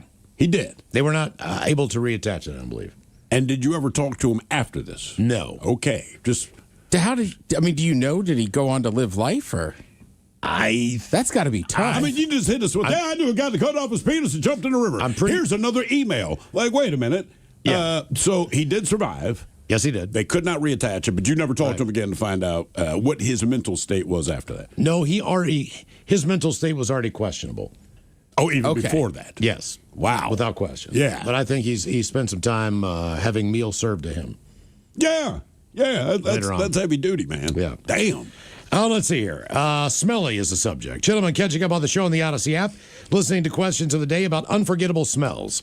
About 10 years ago, I did a job with my grandpa out in Shelton for this guy who was an avid big game, exotic game hunter. He had a house he lived in part-time when he wasn't in Africa. In the garage was 2 stand-up freezers and 4 chest freezers full of his spoils. There was all kinds of meat: deer, elk, bear, halibut, dungy crab, salmon, clam, antelope, sheep, kudu, oryx, impala, and wildebeest, just to name a few. Damn. Now, living in Washington, everyone knows that power outages are common, from 1 hour to 1 week long. Basically, what happened is he hadn't been home for 4 years, and these freezers are chock full of meat and went through many thaws and refreezes to the point that all the contents melted into a giant, unholy, miscellaneous animal part of ice. Ew, man. My grandfather and I were commissioned to clean the garage out and toss the freezers. Nope. We had to let the contents thaw so we could actually load these things onto a trailer. There were not enough words in the English language to feasibly explain the stench that came from that garage. The neighbors on both sides were spotted vomiting what it may have been their lunches. After that job, we were not allowed into my grandma's house for 3 days, so we had to end up sleeping out in the shop. Thanks, guys, and rock on. That from Griff Juice. Jeez, man. Griff Juice. That has got to be stinky. Where's your Griff? How do you juice a Griff? Hey, girl, you gonna juice my Griff? Wow. Okay, I think it's time that we go back in time to the last time that we played Ted versus the FCC. So if we could, let's go back in time. Time. Cooter cooks. Cooter cooks with country crock and stock in his crock pot while wearing Crocs in Cooter cooks country cabin. 3 times fast. Cooter cooks with crunchy. Oh my God! Come on! That was a quick one. And now, everyone's favorite daytime game show, where one person could lose $325,000 and their job, or win and walk away with nothing. It's time for Ted versus the FCC. Well, actually, I had to work today. We were talking about fried chicken yesterday on the program. Yeah. And I brought up Cookies Country Chicken. Yeah. In Ballard. How good it's supposed to be, still have not been. Supposed to be great. Going to try to get there tomorrow, actually. But I told you, Ted, you said it sounded a little bit dirty. Yeah, it sounds like an FCC. Cookies Country Chicken. So I decided I'd write a Ted versus the FCC for you just this very morning. Oh, this is different than last week. Oh, yeah, it's a different one. Yeah, that was 3 strikes and you're out. Oh, damn. Okay. This week's Ted versus the FCC goes something like this. Dirk Hunt loves Cookies Country Chicken. He licks his lips and swiftly shifts and sits at Cookies Country counter with his friend Kent Cutt. Nutty Kent Cutt loves Cookies Country Chicken. Cutt stands up, sit, Cutt, sit. Jesus, man. It's a good one. You start doing drugs on Thursday nights again. See, that's what happens when you get clean, Ted. The way that we do Ted versus the FCC is 1 time through, 3 times fast. I got the dump. All right. Dirk Hunt loves Cookies Country Chicken. He licks his lip and swiftly shifts and sits at Cookies Country counter with his friend Kent Cutt. Nutty Kent Cutt loves Cookies Country Chicken. Cutt stands up. Sit, Cutt, sit. 3 times fast. Dirk Hunt loves Cookies Country Chicken. He licks his lips and swiftly shifts and sits at Cookies Country counter with his friend Kent Cutt. Nutty Kent Cutt. I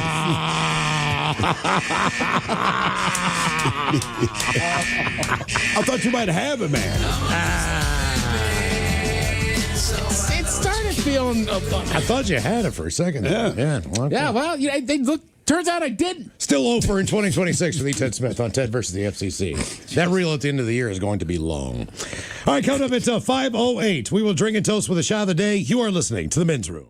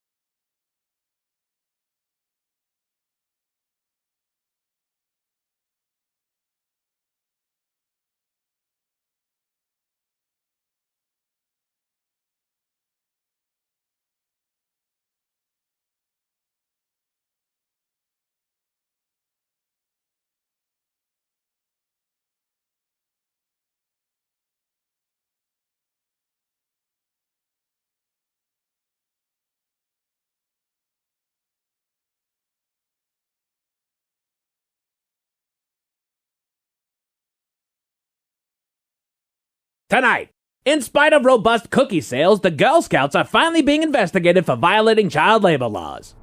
But first, according to multiple surveys, Americans are feeling more stressed out now than at any point since the Great Depression. These are stressful times, Playboy. Well, no one would argue that, and there are a myriad of reasons for that. But whoever you are, and no matter what you're stressed about, we could all use ways to relax. And experts have a few suggestions for how to live your best life. Win the lottery.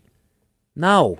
Ingest large amounts of illegal narcotics with a woman named Chaka. No, a woman named Chaka? Really? That is what I said. No, nothing like that. The experts are suggesting legal ideas that anyone can do. Okay, like what? That's what I was getting to. To relieve stress, they suggest getting active. Pass. Okay, how about eating a healthy diet? Simply adding more fish and seafoods rich in omega-3s can have an impact on reducing anxiety. Plant-based options include algae, sea vegetables, chia, and flax seeds.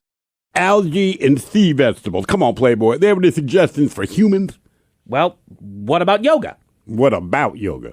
Well, numerous studies have found that yoga plays an important role in reducing stress, decreasing blood pressure, improving a sense of well-being, and decreasing anxiety levels. Yeah, I don't know about yoga, man.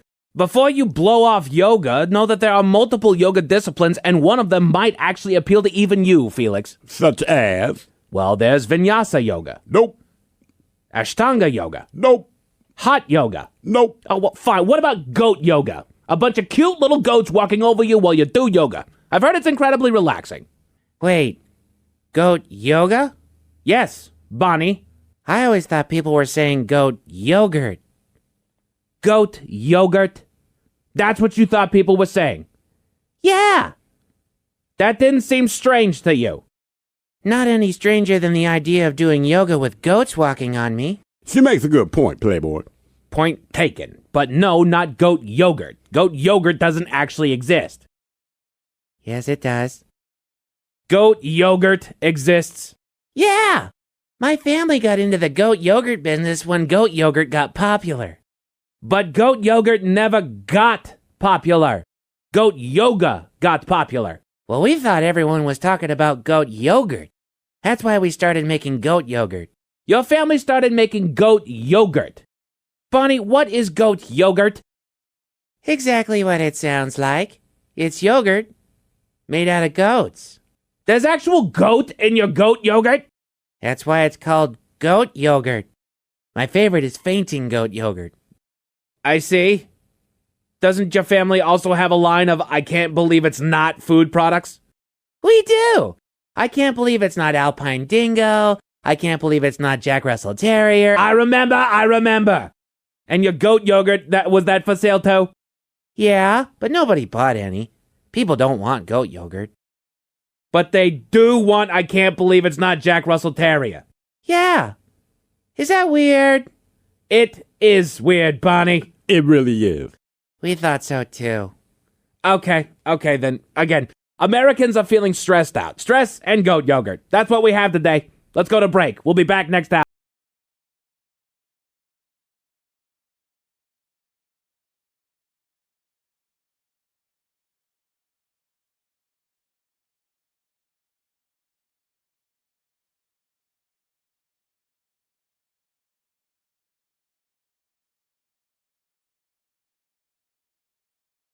You know that someone in the United States has a heart attack every 40 seconds? Oh my God, man. How is that person still alive? What are you talking about? Heart attacks aren't always fatal, Felix. I understand that, Stone, but most people don't have a heart attack every 40 seconds. I don't think the human heart can take that kind of stress. It can't. Do you think one person keeps having a heart attack every 40 seconds?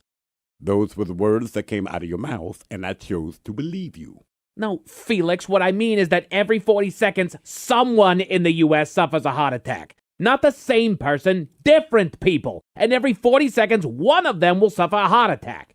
1 Mississippi, 2 Mississippi, 3 What are you doing? I was counting to 40, Playboy, but you interrupted me. Now I got to start over. 1 Mississippi, 2 Mississippi.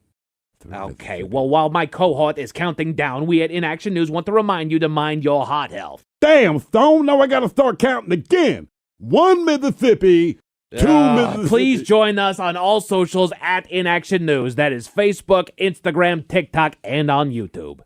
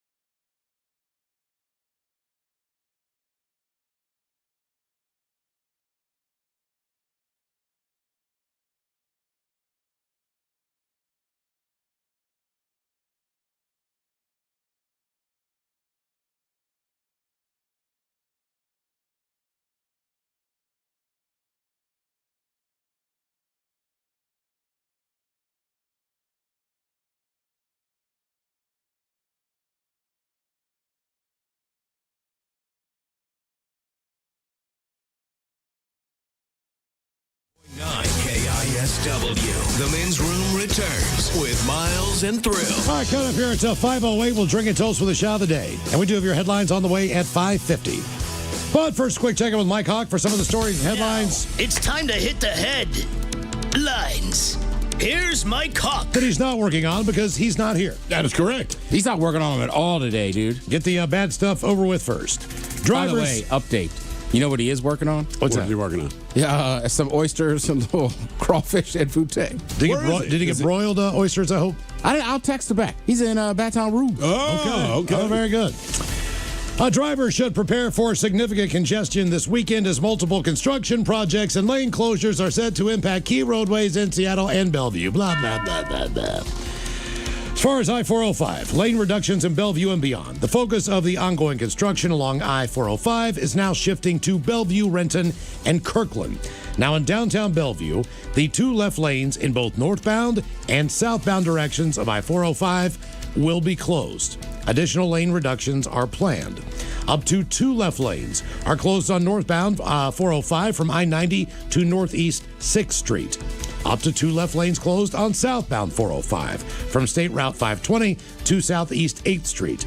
These closures will be in effect from 11:30 tonight until 4 a.m. Monday morning.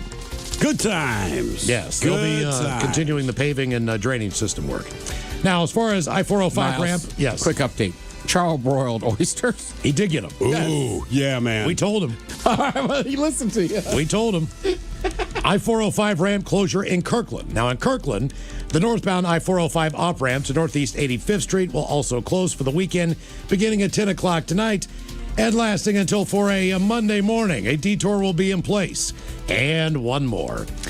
In Seattle, maintenance work will close 1 northbound lane inside the State Route 99 tunnel. That closure begins earlier, 7 o'clock tonight, and continues through 5 a.m. on Monday. So that's the northbound lane of the tunnel there, while 1 lane will be open only. So good times and good luck.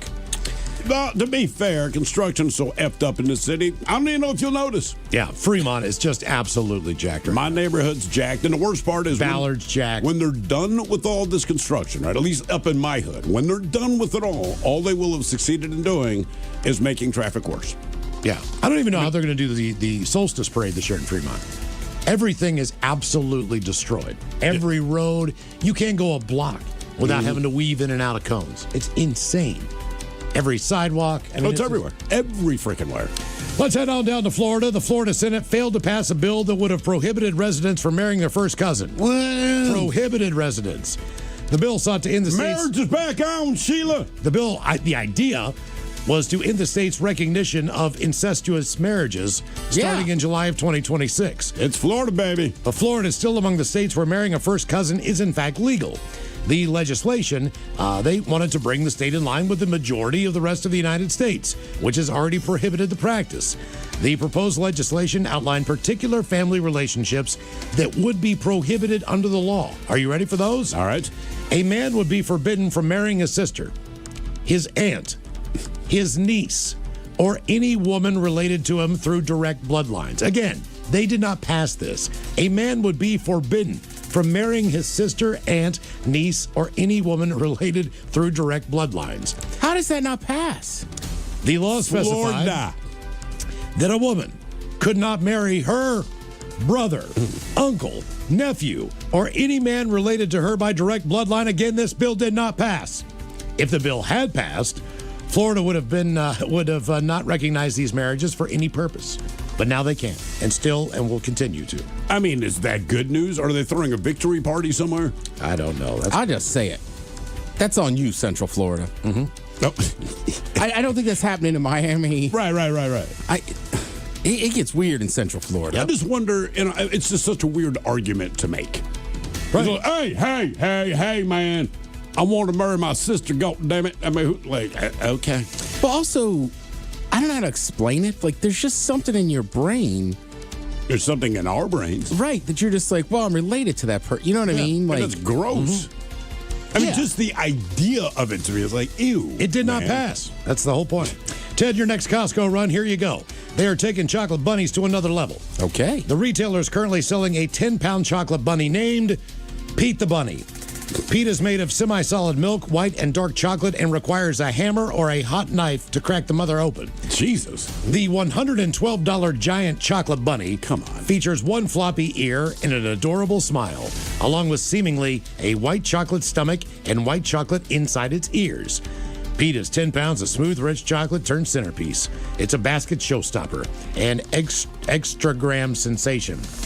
As the box reads, as it tells the tale of Pete the Bunny. Unfortunately, consuming the lovable chocolate creature is a somewhat brutal ordeal. One must either smash or slice him, according to the product's box. First, he's admired. Then he's cracked or cut. A hoptastic moment that turns a bunny spectacle into shareable bites. One giant bunny, 100 little moments of chocolate.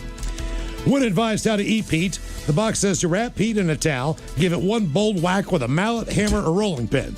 Another option is slicing the chocolate bunny open with a warming serrated bread knife, drying it, and then cutting it gently. I mean, it seems like a lot of work just to eat some chocolate, man. Right, but let's say, right, I'm helping my buddies, right? They got 2 or 3 kids. So it's like, let's say there's 6 kids there, right? They find all the eggs we've hidden, and then I break out a sheet, put that bunny in there. And just beat the... Yeah, and they just get to pick up pieces of chocolate bunny. That's it. Kids, you don't want to see this. I feel like if the kids would go crazy. It's like a pinata bunny. Yeah. All right, let's get in the world of crime. Nut theft is apparently a thing, and the New York State Police say someone recently made off with a massive haul in the Bronx. Investigators report that roughly 60,000 pounds of packaged shelled walnuts, valued at about $50,000, were taken from 2 52-foot trailers in the Hunts Point area. Walnuts? Walnuts. I mean, of all the nuts I could steal, they'd be real low on my list. They're basically for brownies and for salads. Yep. Yeah. Nuts were being stored for commercial distribution. Authorities have not offered any other details, including how the nuts were stolen. Troopers think the thieves may try to unload the product in the New York City area and are warning any local businesses, vendors, and food distributors to be suspicious of rogue nut salesmen. Anyone with information. Nut salesman. Just be afraid of them, period. Yeah. They're calling this the Great Walnut Theft. If you've been approached with a man trying to sell you walnuts, please contact the New York State Police at 212-459-7800. Hey, you like walnuts? They're all right. I got a truck full of them. I mean, I'd buy bootleg peanuts, cashews, but not walnuts. Yep. Why do you draw the line at... I just think walnuts kind of suck. They do. Mm-hmm. You know what I mean? Like, they're not my favorite nut. Yeah. That's what I mean. If I'm going to steal nuts, then it's going to be like pistachios or peanuts. Hey, Tony, I got this great scheme. More thievery. Stealing nuts. 42-year-old man named Aiden Smith was arrested a couple weeks ago just after leaving a Walmart. He had 27 packs of baseball cards hidden in his clothing. Apparently, he did not pay for any of them. Now, Aiden wasn't just a regular baseball fan. He's the head priest and dean of Trinity Episcopal Cathedral in downtown Pittsburgh, Pennsylvania. Oh, damn. Come on, man. And it wasn't just a one-time deal. Walmart says that he had been inside that store 5 straight days, and he was caught by their security cameras stealing baseball cards all 5 days. Stolen cards valued at about $1,000. The Episcopal Diocese of Pittsburgh said they're investigating the situation. One church official said, "I have spoken with Aiden and assured him of our prayers for him in this difficult time." It's unclear what a priest would be doing with the baseball cards. Selling them? Maybe he's an avid collector. Who knows? This is another story that sounds it's not the worst news the church has had. No, it's the problem. Thank God. Yeah. That's what it is. All right. This is seemingly happening all the time. On shelves crammed with cuddly toy native animals in an Australian airport gift shop, one fluffy possum stood out. Its big brown eyes were moving. A browsing passenger first spotted a living Australian brush-tailed possum peering out from among the kangaroos on the display shelf at the departure terminal shop at Hobart Airport Did you in see Tasmania. the picture? Yes. This reminds me of the owl in the antique store. Yeah, exactly. I thought the same thing. Above the possum were bilbies, marsupials with rabbit-like long ears, and dingoes, Australia's native dog. Beside the possum in the kangaroo section were Tasmanian devils, a growling carnivore that inspired the feisty Warner Brothers cartoon character Taz. A passenger reported it. One of the staff members on shift, who couldn't quite believe what she was hearing, was called over. She then called the airport management and said, "Guys, we got a possum in the store." A staff member took a video of the possum with her phone before the animal grew wary of the growing attention and just left the shop. Airport staff were able to remove the possum from the airport unharmed. We have the ugliest possums here, man. Like, you look at, when you picture a possum, you picture, well, a possum, right? That thing was so cute. I'm like, really, man, what is it about your possums? We have ugly possums. That was a cute possum. I'm telling you, look at the difference in the badgers between ours and let's say England? Yeah.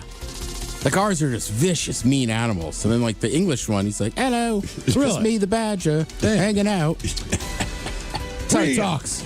We head to Scotland. A beach show walk with the dogs in Scotland turned into a transatlantic surprise. Mike Scott says he was out 2 weeks ago at St. Cyrus, south of Aberdeen, when Maggie, his Labrador retriever, nosed a wine bottle out of the shallows. The brown glass bottle was well sealed and contained a short note. Scott wrote on Instagram, adding that the letter was tucked into a plastic bag inside the bottle, written in French and dated August 2024. The note said it had been tossed overboard from a ferry traveling between Canada's Prince Edward Island and Quebec. Is that how we get away with littering now? Just I put a note in that bottle, officer. Yeah. Its author, identified as Annie Chasen, asked any finder to contact her on Facebook. Now, Scott's wife thinks she located Chasen's profile, but she hasn't heard back and suspects the account may be inactive. For it to actually land on this beach is actually quite something. That bottle had a hell of a journey. It's not the only long-haul message in a bottle to reach Europe from Canada. A separate letter launched off Newfoundland in 2012 reportedly landed on Ireland's Dingle Peninsula last July. Dingle. Dingle. Much better. As in the berry. You know what I'd like to do, man? I want to do that once, but when they finally open the note, it just says, I peed on this note. Just the ultimate transatlantic prank. Yes. What if it was just mean? You know, I farted in this bottle. Or just like, F you, Scotland. Right. You're like, oh, message in a bottle. What is the message? F you? Walker told me I had AIDS. What does that mean? Maybe that's what we put it in, just throw it out there. Can we do like an audio bottle? Mm-hmm. Right? So when you pop the lid, that's what it says. What's it say again, Miles? What's that? You open that bottle. Walker told me I had AIDS. That's it. It's kind of like one of those greeting cards that sings to. Yeah, that sings. Yeah. I mean, I like it. We head to Japan. On the night of March 12th, the operators of the 911 emergency call center in Kumamoto City received a call about a car that was on fire. Then they received another a call about a car that was on fire, and then another call about a car that was on fire. However, the multiple reports that kept coming in were from different locations in different parts of the city, because the car was being driven while it was on fire. Now, this was a full-on fireball barreling down the road. The entire back section of the truck was engulfed in roaring flames. The driver was speeding to the nearest fire station in order to help with getting the blaze put out.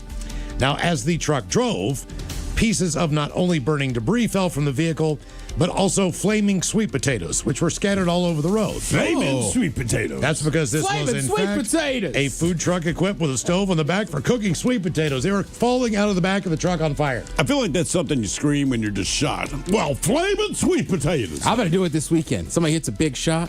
Well, flaming sweet potatoes. Amazingly, no injuries were reported. The driver managed to reach the fire station, where firemen, having the shortest dispatch distance of their careers, they were able to extinguish the flames, though not before the entire back section was burnt down to the frame. Well, I'll be yammed. That is something. Yeah. Oh, let's see here. Well, someone, God damn it. Someone asked the internet, which or don't knock it till you try it life hack. Here's some of the best responses. All right. First one is Pilates. It's great for everyone, but it's life-changing if you're over 50. That is not something I've ever done before. Me neither. Okay. I had a buddy that did it with his wife for a couple of months and said, he was like, oh, this will be easy. And he was like, it was hard. Okay.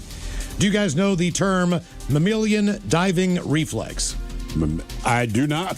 Just splashing water on your face while holding your breath triggers the nervous system to slow the heart rate and redirect blood to vital organs.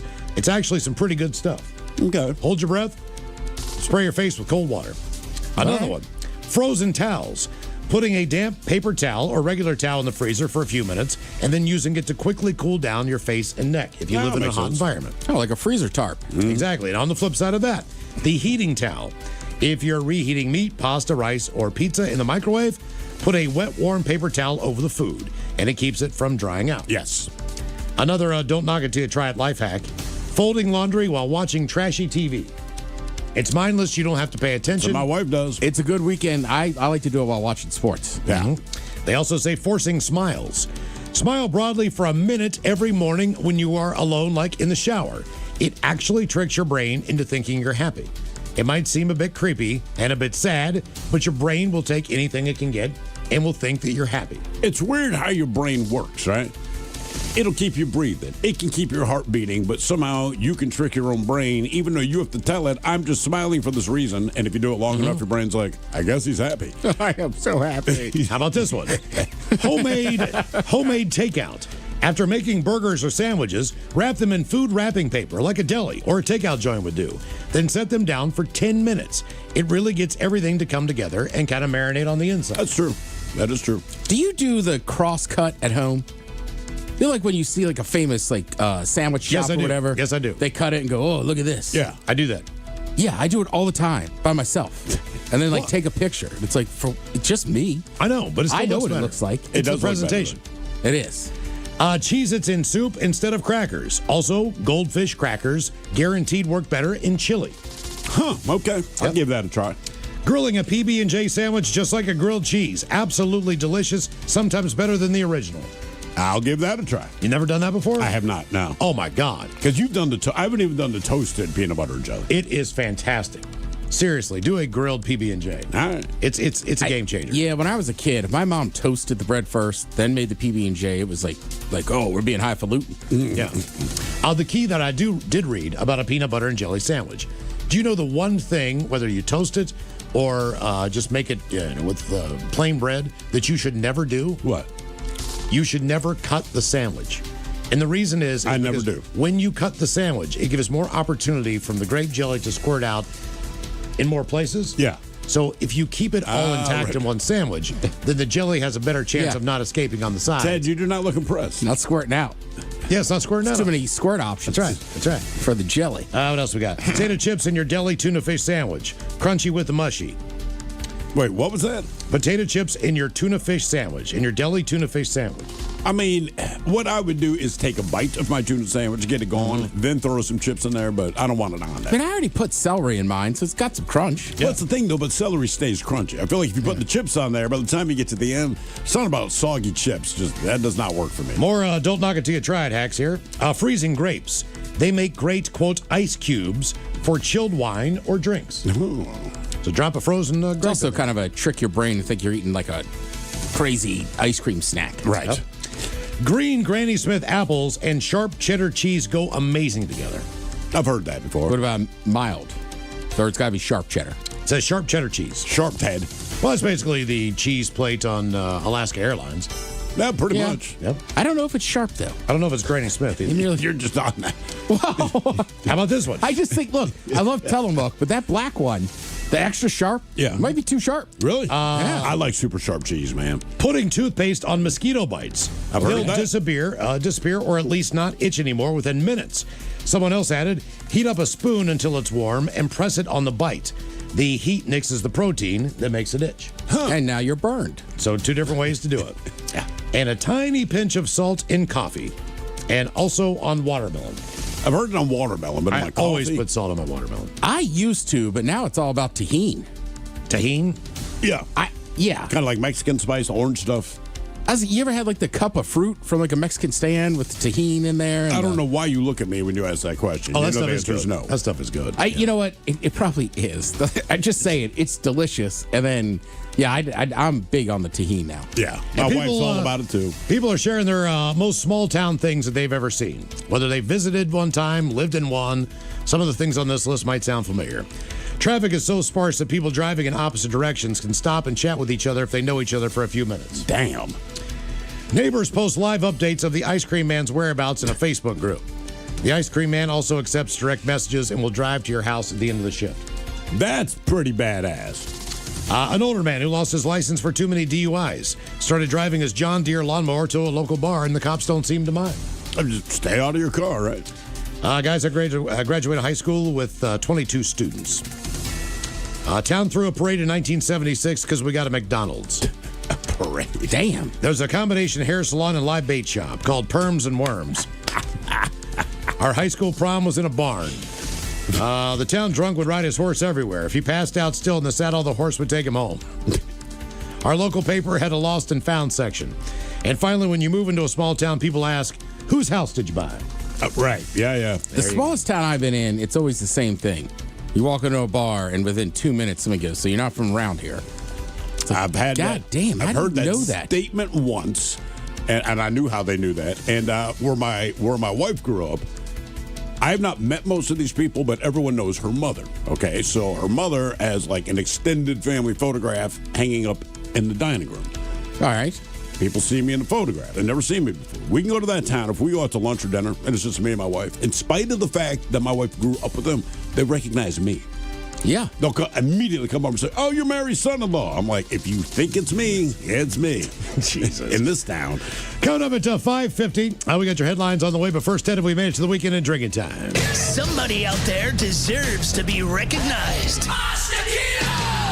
And the men's room knows just who it is. So to you, we say, bottoms up, sailor. You're the toast of our shot of the day. Drink time it is, and as usual, we head to the drink desk and Steve the Thrill Hill to find out who we're toasting. Yes, indeed. And as we've been doing all day, today we toast 86-year-old Chuck Norris.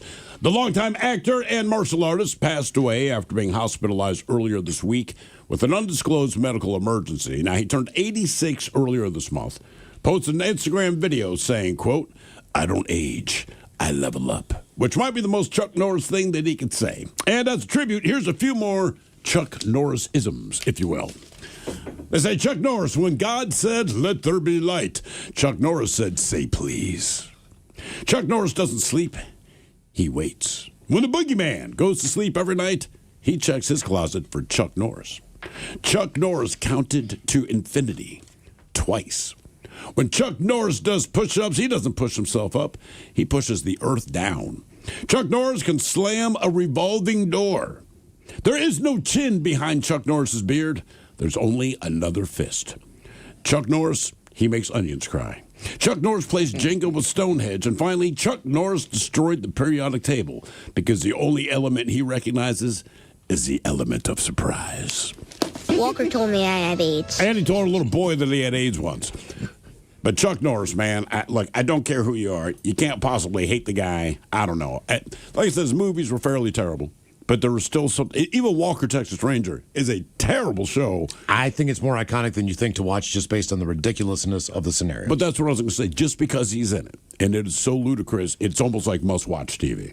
But Chuck Norris, man. He did have a stunt double. For real? For the scenes where he had to cry. I mean, it just doesn't end. It doesn't end. So we pour this booze and we drink this booze because we think it's yummy. Yummy. So over the tongue and down the throat to party in our tummies. Down the hola bichola. All right, your winner on the Bad Choice Fridays coming up next.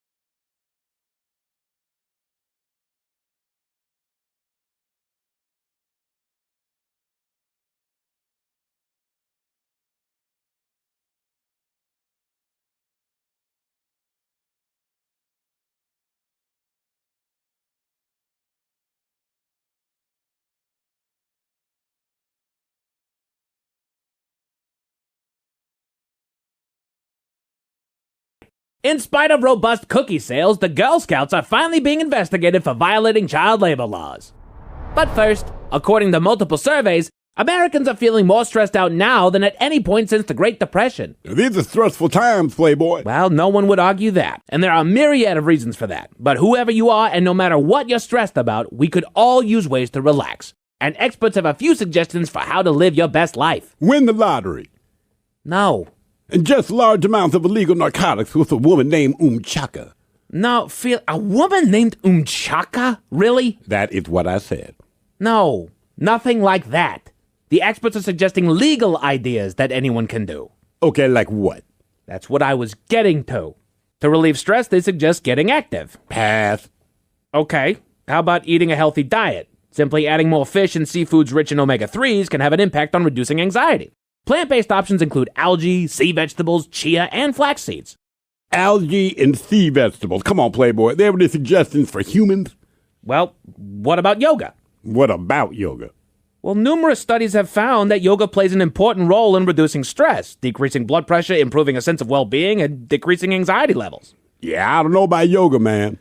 Before you blow off yoga, know that there are multiple yoga disciplines, and one of them might actually appeal to even you, Felix. Such as? Well, there's Vinyasa yoga. Nope. Ashtanga yoga. Nope. Hot yoga. Nope. Oh, well, fine. What about goat yoga? A bunch of cute little goats walking over you while you do yoga. I've heard it's incredibly relaxing. Wait, goat yoga? Yes, Bonnie. I always thought people were saying goat yogurt. Goat yogurt? That's what you thought people were saying? Yeah. That didn't seem strange to you. Not any stranger than the idea of doing yoga with goats walking on me. She makes a good point, Playboy. Point taken. But no, not goat yogurt. Goat yogurt doesn't actually exist. Yes, it does. Goat yogurt exists. Yeah! My family got into the goat yogurt business when goat yogurt got popular. But goat yogurt never got popular. Goat yoga got popular. Well, we thought everyone was talking about goat yogurt. That's why we started making goat yogurt. Your family started making goat yogurt. Bonnie, what is goat yogurt? Exactly what it sounds like. It's yogurt made out of goats. There's actual goat in your goat yogurt? That's why it's called goat yogurt. My favorite is fainting goat yogurt. I see. Doesn't your family also have a line of I can't believe it's not food products? We do. I can't believe it's not Alpine Dingo. I can't believe it's not Jack Russell Terrier. I remember. And your goat yogurt, was that for sale too? Yeah, but nobody bought any. People don't want goat yogurt. But they do want I can't believe it's not Jack Russell Terrier. Yeah. Is that weird? It is weird, Bonnie. It really is. We thought so too.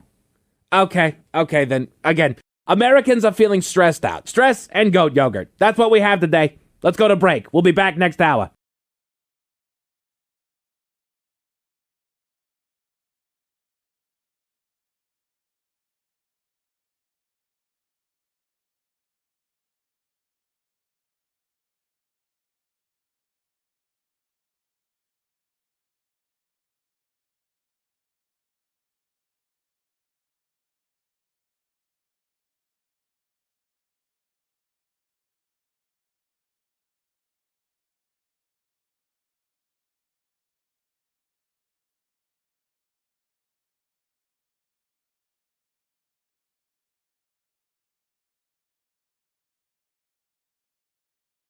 KISW. Text the men's room at 206-803-ROCK. TV Time with Ted brought to you by Xfinity. Give them a call, 1-800-XFINITY. You know it's Bad Choice Friday. It's Bad Choice Friday. You know it's Bad Choice Friday. Hey, man, this is your fault. Come on. Oh. And today we celebrate the first day of spring on a Bad Choice Friday. Your options today, that would be Electric Light Orchestra and Mr. Blue Sky. Taking on Katrina and the Waves and Walking on Sunshine. Ted, how was the voting? You know, closer than you think. And people love walking on sunshine, but ain't nothing better than looking up and seeing old Mr. Blue Sky. Here's your winner. Welcome to the weekend. You're listening to the Men's Room, 99.9 KISW Seattle.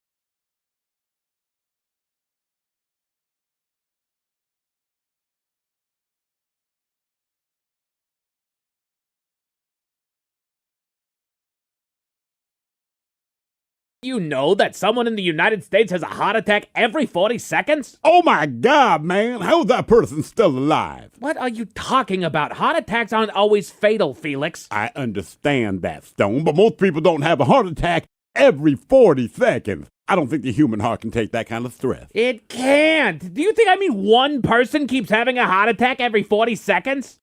Those were the words that came out of your mouth, and I chose to believe you.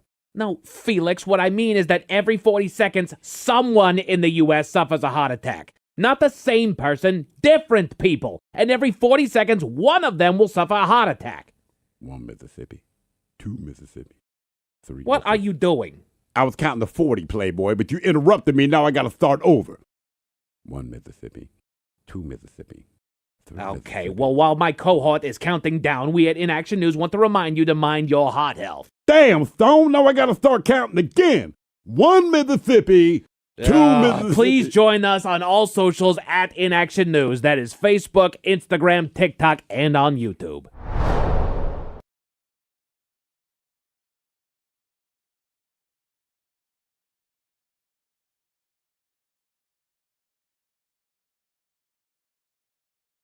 Friday, we were reading the story about if you ever have a problem at a Burger King, you can call the president. Which is amazing, right? Because that does not happen. I don't know how the hell he got our number, but if this is for real, is Tom there? Hello, Tom. Welcome to the men's room. Hey, guys. You know, it's funny. I'm calling back people, and I didn't know I was going to run into a radio station. Okay, so look, here's the thing. So on Friday's show, we were doing a news segment, and the news came out that the president of Burger King, if there's some kind of major complaint someone wanted to file, they could call you directly, okay? So we just covered the story, but we never called you. Now, that said, there's a strong possibility that our morning show may have placed a call to you. Or one of our listeners did. But what's amazing to us the morning show is that you're making good. The morning show would have been the Daily Miggs show with Steve Miggs and Taryn Daly. That was a woman, I think, that left a message. That would have been Taryn. Okay, she did leave a message. Now, did she say what this is in reference to? You getting a hold of her, Mike? No, she said, hey, whatever her name was, Karen, did you say? Taryn with a T, yeah. This is Karen, and love what you're doing, and just wanted, we get these voicemails, and the voicemails are translated through, I don't know, AI or something, and I couldn't make out what it said, so I was calling Karen back to find out either, because we get half praise, half people saying what we want you to do better. Us too. We understand what she wanted. Well, I will say it was confirmed. It was the morning show. It was the morning show. Taryn just texted me. They said that they did. Okay, all right, so Tom, you're the president of Burger King. First of all, we love you. That's all. I still like the original chicken sandwich. But our co-host here, Miles, years ago, he worked for 2 weeks at Burger King. Yeah. He's still claiming that he worked for you. No. Is that stolen valor? I'm a graduate of BKU. I trust you. I believe you. He worked for 2 weeks, and he talks about this. Is that 1986 in the brown uniform? Right, the brown polyester uniform. Because they never wanted me to return it after they fired my ass, and so I would wear it. I would wear it to like Halloween parties and stuff. Listen, I get it, and I think I guess it's gone by now. But if you need a new one for next Halloween, I'll hook you up. Do you actually have the old brown polyester style uniforms? Well, I have access to all the old uniforms, but I actually only started here 5 years ago, so I wasn't privileged to wear that with pride. Yes. Well, I don't think anyone wore it with pride. I remember those uniforms. So do you guys kind of keep like an archive of all the uniforms or logos, everything that's kind of come and gone? I think we keep an archive of about everything. We don't keep any of the old Whoppers around, but anything non-food we'll keep. Well, truth be told, you guys have the best hash rounds for breakfast of any fast food place. That's I've heard that, and the original chicken sandwich is alive and well. I was very surprised at how many people called me with that one. Yeah, I'm with you, dude. I still love it, and it's just, I don't know if it's because I grew up on it or whatever, but it's great.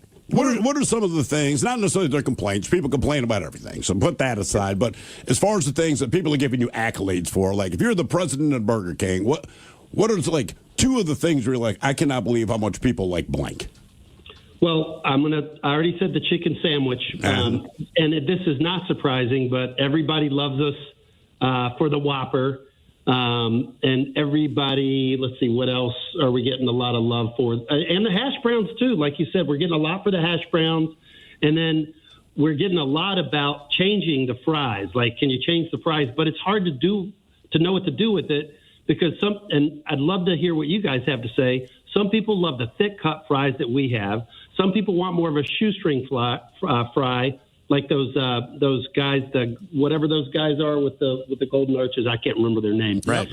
Somebody out there. We've heard of it. I would say, man, honestly, with Burger King, I think we had a discussion about this either Friday or maybe even yesterday, but Burger King changes its fries, we feel like, more than any other fast food place. Too much. So it's like, man, look, just find you're not going to make everybody happy. I have a wife. I cannot make her happy all the time. So you live with these things, right? But like, figure out whatever you think the best version is and then freaking stick with it. And then if you want to introduce a different fry, give people, quote unquote, a limited time choice, right? It's much better than In-N-Out Burger's fries. I'll tell you everybody that right now. is. Well, and Burger King also, like, you got the onion rings. Yes. Yep. You know, I mean, Tom, this could sound stupid, but as long as I got you on the phone, is that just a mistake when I get a couple onion rings in my fries? Is that like a surprise Are thing? they hooking me up? Because everybody's happy when it happens. Yeah, it is. And no, it's a clever marketing ploy that makes somebody's day special, right? It does. I'm grinning ear to ear just thinking about it. So, Tom, when I was working, I was doing the chicken sandwich. Oh, here we go. Shut up. I was doing the chicken sandwich, the chicken nuggets, and at the time it was called the Whaler, which was the fish sandwich. The BK Whaler, correct? Right, exactly. So I had to go into. Did you really get fired after 2 weeks? Here's what happened. Here's what happened. Here's what happened. Here's what happened. In 1986. Hard on me. Well, no, listen. We only had a landline phone, okay? All right, where I was living. And the manager changed the schedule. Sure. Okay? This is the story he tells us. No, this is what happened. He changed the schedule. I was supposed to work on Sunday morning. Something happened, but there was a schedule in the restaurant and on the door. Now, the manager claimed he called my house and left a message. That did not happen. As far as I'm concerned, my mom would tell me, because it was the answering machine days, right? Sure. And trust me, I'd gone through all the VHS training tapes in the closet. I'd watched them all. I'd passed all the tests. I was next up to work the fries, possibly the drive-through. I was just. He was on his way, is what we're saying. Yeah, I was. Okay, but when I came into work on Sunday, he said, "You're fired because you missed yesterday's shift." And I was like, I wrote down the schedule. He's like, I have to change it. He's like, KISW. Now, for all TV news all the time, it is time for TV Time with Ted.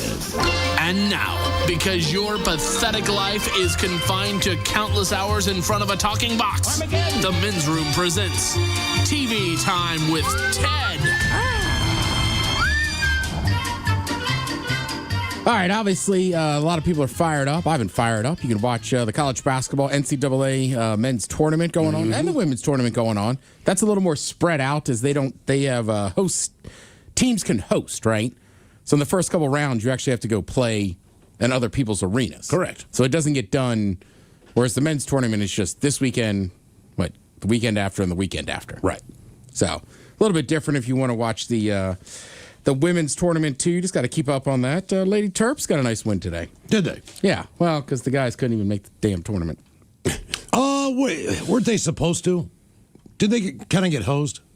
No, they were very bad all year. Okay, they earned the right to not be there. They can take that. Hey, guys, we earned watching this on TV. Yeah. I mean, glass half full. Hey, you guys earned this. But just a tough year, right? Obviously, I grew up in Maryland. I'm still a Maryland fan. I've been to a national title game for the Huskies. I own a lot of purple Huskies gear, and just neither of them were in the tournament. No. Yeah, it's just like, all right, I guess I get fired up. Well, the women are, and the women won. Yeah. Yeah, well, that's going. So here's some rules you might not know about the March Madness that the players must follow. All right. First of all, tobacco use is prohibited. Right. I don't know that basketball ever had a big tobacco issue. That was more of the baseball, like lacrosse guys. Yeah. Okay. Yeah, generally speaking, yeah.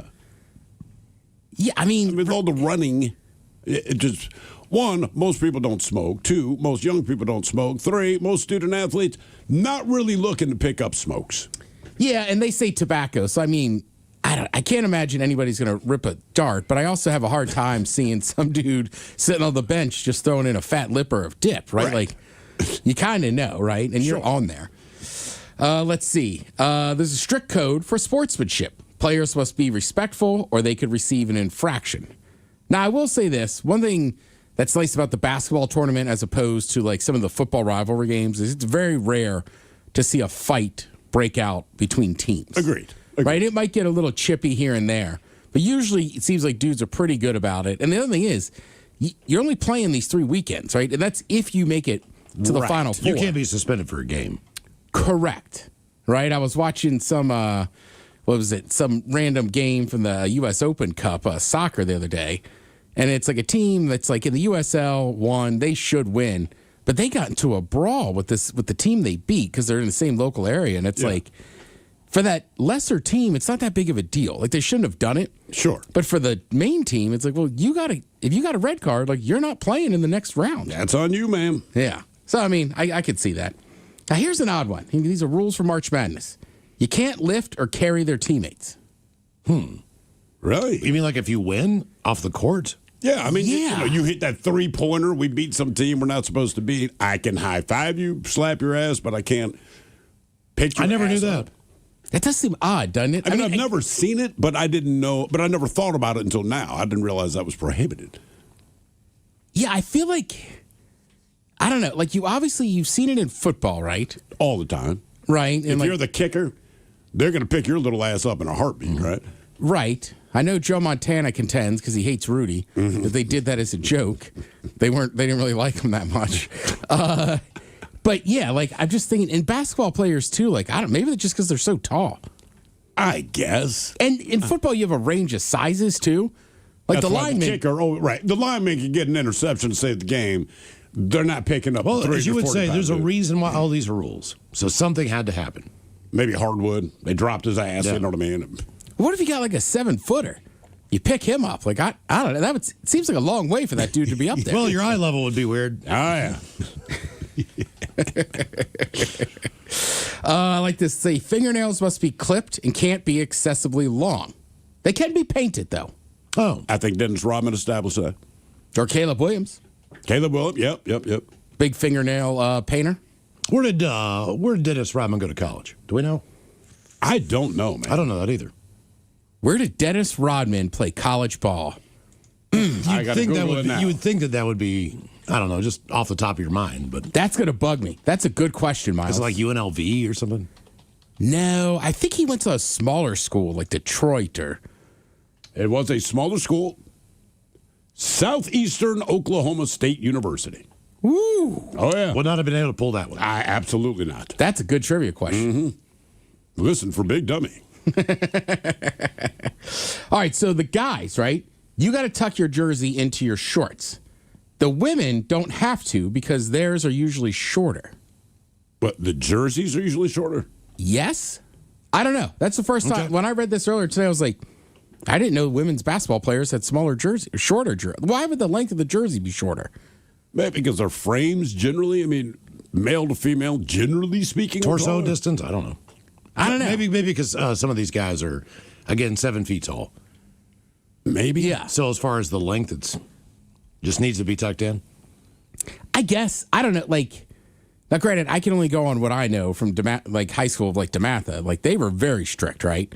And it was like, if it came untucked like during the run of play, it was fine. But Sure. You always had to tuck that thing back. Also, it's easier to call a foul if you can see someone holding a jersey and pulling it down. But if it's untucked, I think you'd have a better chance of being able to grab onto it and kind of keep somebody in place. But if it's yeah, for sure. But if it's tucked in, if a ref's going to see that.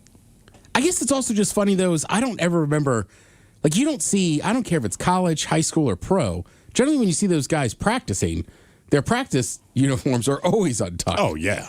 I don't know. That might be, if I was coaching basketball, that might be one of my weird things. We tuck in the practice jerseys because we practice like we play. I was going to say, practice how you play, man. Let's see. So if you're a college student and you're playing hoops, you can make your own brackets, but there could be no money involved. Okay. Anybody who violates the betting rules could face severe penalties. That's fair. That makes sense. Yeah, absolutely, man. Who was the coach at UW years ago? Was it Neuheisel? Remember, he got in trouble because he was in a NCAA basketball tournament and he was betting on it. And the NCAA like came down on him. It's like, it's hoops. Right, like, what are you doing? Right. And I get gambling on I could fathom being like, you can't gamble on any college sports, but like, you don't even need to be a gambler. Almost everybody I know, men, women, sports fans, not sports fans, like will have at least one bracket going for a small amount of money. Yeah, sure. $10, $5, whatever. Yeah, exactly. Then the other rule is jewelry is not allowed. Headwear is limited. Specific rules for headbands, berets, and bobby pins aren't allowed. That's fair. Who is the basketball player that was like, hey, man, can I wear my beret? Right. I mean, there's no way. Right? Somebody had to do it for it to be a rule. Yeah, we're just wondering, who was that one guy?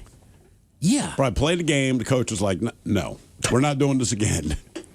Yeah, I don't know. It just seems weird. Like, That's a militant mofo out there. Right. If you're Jewish and you're wearing a yarmulke, I go, all right. Understood. Religious Samir Gilman reason. did it. Right. The Jewish Jordan did it, right? Or, if you're a woman basketball player and you're Muslim and you're wearing I don't know what it's called, but you got to wear that. Like, cool.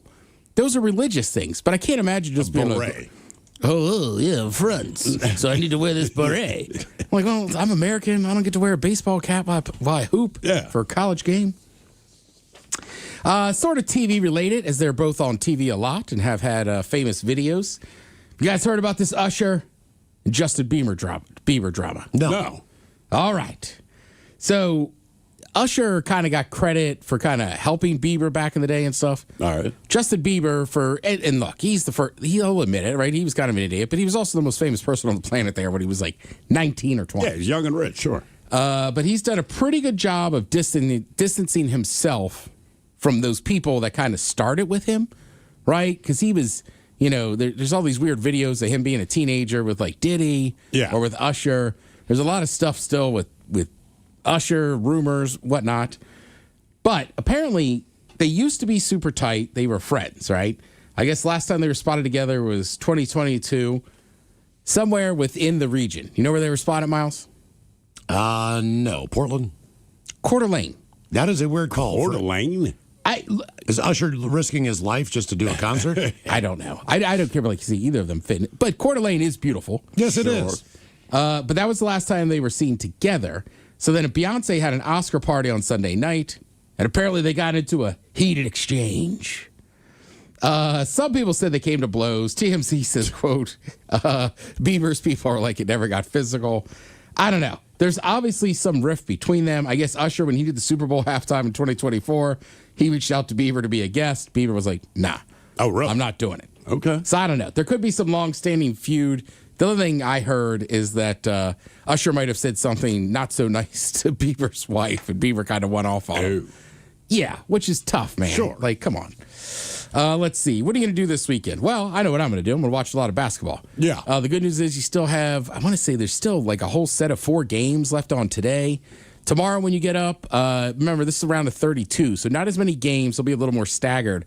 But I think, again, they start at 9 a.m., and the last game doesn't even tip off till like 6:45 or something. So a full day. So you got a full day of hoops if you want to watch that. There's got to be some golf on. Pretty much everything else is off, though. Right. NASCAR's off, Indy's off, You don't Formula compete One's against off, this, yeah. SNL's off for 2 weeks. Like, I think everybody just knows, hey, this is the weekend where you got the NCAA tournament, so nobody's really going to mess with you. And, they're right.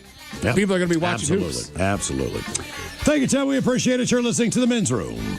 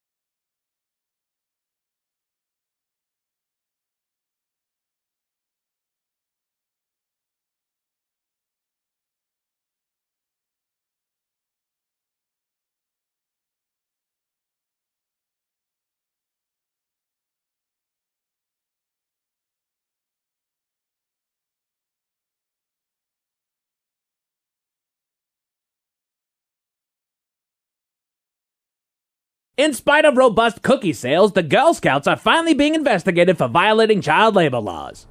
But first, according to multiple surveys, Americans are feeling more stressed out now than at any point since the Great Depression. These are stressful times, Playboy. Well, no one would argue that, and there are a myriad of reasons for that. But whoever you are, and no matter what you're stressed about, we could all use ways to relax. And experts have a few suggestions for how to live your best life. Win the lottery. No. Ingest large amounts of illegal narcotics with a woman named Chaka. No, a woman named Chaka? Really? That is what I said. No, nothing like that. The experts are suggesting legal ideas that anyone can do. Okay, like what? That's what I was getting to. To relieve stress, they suggest getting active. Pass. Okay, how about eating a healthy diet? Simply adding more fish and seafoods rich in omega-3s can have an impact on reducing anxiety. Plant-based options include algae, sea vegetables, chia, and flax seeds. Algae and sea vegetables. Come on, Playboy. There any suggestions for humans? Well, what about yoga? What about yoga? Well, numerous studies have found that yoga plays an important role in reducing stress, decreasing blood pressure, improving a sense of well-being, and decreasing anxiety levels. Yeah, I don't know about yoga, man. Before you blow off yoga, know that there are multiple yoga disciplines, and one of them might actually appeal to even you, Felix. Such as? Well, there's Vinyasa yoga. Nope. Ashtanga yoga. Nope. Hot yoga. Nope. Oh, well, fine. What about goat yoga? A bunch of cute little goats walking over you while you do yoga. I've heard it's incredibly relaxing. Wait, goat yoga? Yes, Bonnie. I always thought people were saying goat yogurt. Goat yogurt? That's what you thought people were saying? Yeah. That didn't seem strange to you. Not any stranger than the idea of doing yoga with goats walking on me. She makes a good point, Playboy. Point taken. But no, not goat yogurt. Goat yogurt doesn't actually exist. Yes, it does. Goat yogurt exists. Yeah! My family got into the goat yogurt business when goat yogurt got popular. But goat yogurt never got popular. Goat yoga got popular. Well, we thought everyone was talking about goat yogurt. That's why we started making goat yogurt. Your family started making goat yogurt. Bonnie, what is goat yogurt? Exactly what it sounds like. It's yogurt made out of goats. There's actual goat in your goat yogurt? That's why it's called goat yogurt. My favorite is fainting goat yogurt. I see. Doesn't your family also have a line of I can't believe it's not food products? We do.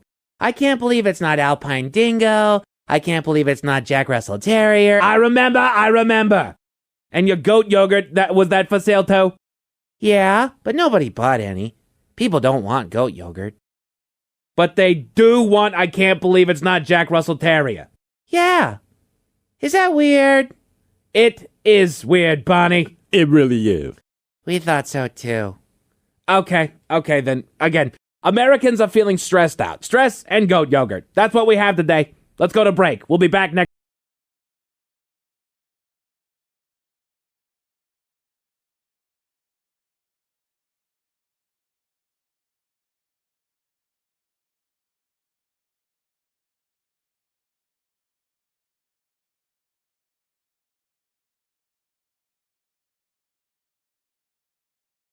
Did you know that someone in the United States has a heart attack every 40 seconds? Oh my God, man. How is that person still alive? What are you talking about? Heart attacks aren't always fatal, Felix. I understand that, Stone, but most people don't have a heart attack every 40 seconds. I don't think the human heart can take that kind of stress. It can't. Do you think one person keeps having a heart attack every 40 seconds? Those were the words that came out of your mouth, and I chose to believe you.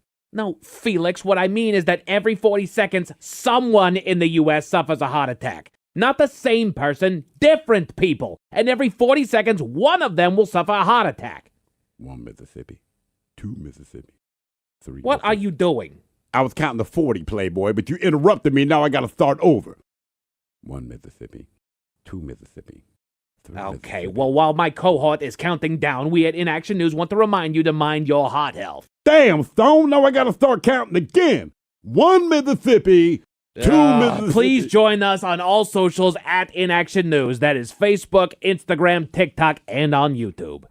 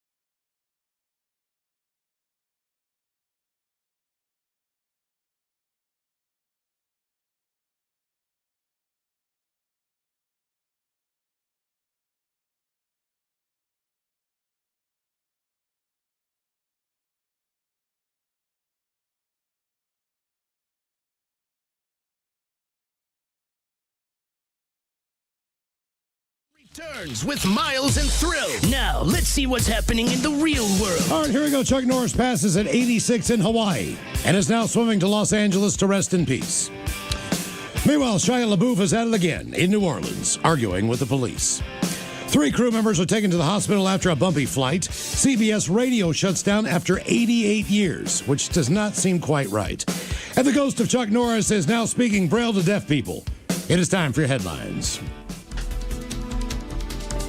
Oh, hi there. It is not Mike Hawk. It's your buddy Thrill. As we've covered in depth on the show today, actor Chuck Norris died earlier this morning. Now, he died yesterday, actually, and the family described it as a sudden passing, which is odd because he'd been hospitalized earlier this week in Hawaii with an unspecified medical emergency. We all know about Walker, Texas Ranger. He'd been in over 20 movies, but his film debut, he was an uncredited bodyguard in the 1968 movie The Wrecking Crew, which included a fight with Dean Martin. That seems like the coolest thing you could put on your resume. Like, yeah, I didn't get credit, but I was the guy that fought Dean Martin. In real life, I think we know who would have won that fight. All right. Dean Martin could scrap. Dean Martin would have beat his ass. Yeah. All right, we go to the friendly skies where a rough patch of turbulence sent 3 crew members on a Delta flight that was going from L.A. to Australia, sent them to the hospital. Now, the good news is all 245 passengers on the flight walked away uninjured. Now, Australian paramedics, they evaluated 5 people for what were described as musculoskeletal and lower back concerns after the plane hit turbulence on its descent into Sydney. Well, 3 of the crew members went to the hospital. They're in stable condition, but they say the jet, carrying about 15 crew members, landed just after 6:40 a.m. local time. And they say the most common cause for turbulence on flights around Sydney is convective storms. They say these particular weather events are becoming more common in Australia with the warming climate, and this follows a series of recent turbulent-related injuries on commercial flights, including 2 other Delta flights as recently as July and September. I don't even know that term. What's a convective storm? I don't. It's something to do, I believe, with warm air rushing up. All right. Right? So I guess the closer to land you get, maybe, I think when the plane goes through that and you have all this air pressure trying to shoot the thing up, it just makes the plane bounce up and down. All right. And you get the turbulence. And the thing is, so in this case, like all the passengers were fine because it's when you're making your final descent, seatbelt signs back on. But then the flight crew, they're doing their last little bit of things. Mm-hmm. So they're not down yet. So I think they just got effed up. Damn. The good news is everyone followed the flight attendants' recommendations for safety, except the flight attendants. All right. After earning a Ph.D. from the Britney Spears School of Public Meltdowns, actor Shia LaBeouf, he went ballistic on cops outside of his New Orleans home earlier this morning. And, of course, it was all caught on video. So in the footage obtained by TMZ, he's animatedly explaining something to the cops about a car. It's unclear exactly what he's saying, but at one point, he lifts his shirt and seems to make the sign of the cross. He then directs the cops to look at a security camera on his house and shows them his phone, saying, quote, "You got to understand who I am. I'm a target," adding that he's an easy target. Then things escalate. He begins pacing back and forth, growing increasingly agitated, and eventually yelling, quote, "I have a effing 3-year-old." He then brings up recent legal troubles, shouting he's been sitting in jail for effing 4 months for punching a man, and he keeps getting more frantic, continuing to scream at officers, repeatedly saying that he doesn't trust them. The video then cuts to him sitting on the street, clearly distraught, yelling at someone off camera, apparently an officer, saying, "What are you talking about? That's why I never call you," before letting out another loud scream and then breaking down in tears. Moments later, the cops drove off and just left his ass there being emotional. We are not sure what his deal was. We don't know if he called him. But basically, the cops are like, "Look, you're weird. You're freaking out. You haven't committed a crime, but now you're sitting on the sidewalk crying. We're just going to go." I mean, I feel like he must have called him. I guess. The man obviously is headed for a mental breakdown. Actually, he's already had his mental breakdown. And this is just day after day of nonsense. All right, let's talk a little local business. Locally, Dick's Drive-In. They're facing a class action lawsuit alleging that the company failed to pay overtime, did not provide rest and meal breaks in accordance with Washington state law, and failed to pay due wages. In a filing in King County Superior Court, the plaintiff, Madison Masterson, She alleges that Dick's required employees to miss 10-minute rest breaks and failed to provide a 30-minute meal break when employees worked 5 hours or more, both of which are required under state law. The complaint says that Dick's Drive-In failed to compensate employees for the additional breaks when they were not provided. Now, a labor law expert with Seattle University School of Law said the violations of this nature in the restaurant industry are common. I worked in restaurants for 12 years. It's very common. I didn't even know there were state laws against this stuff. Anyway, in addition to providing wages and rest breaks, the plaintiff alleges the company failed to provide accrued sick leave to employees and did not allow use of that time for qualifying absences. Now, in a statement to King 5, Dick's Drive-In president and CEO, one Jasmine Donovan, she said the company cannot comment on active litigation, but is reviewing the claims. Frankly, if you wanted that kind of treatment, you'd work for the TSA.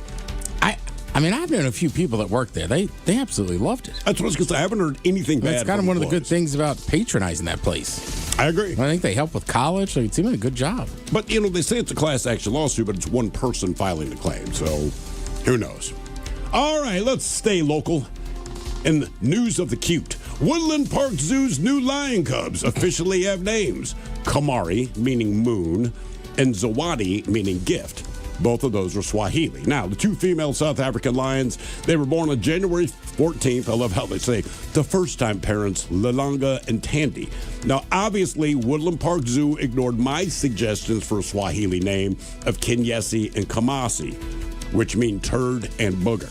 Trust me, I looked it up. But they were born here. They were born here at the zoo. That's why they're excited about it. I think they finally got their name. Maybe they can make their debut now.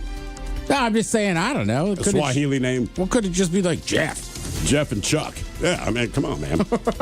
They want to honor their heritage, Ted. Yeah, you're right.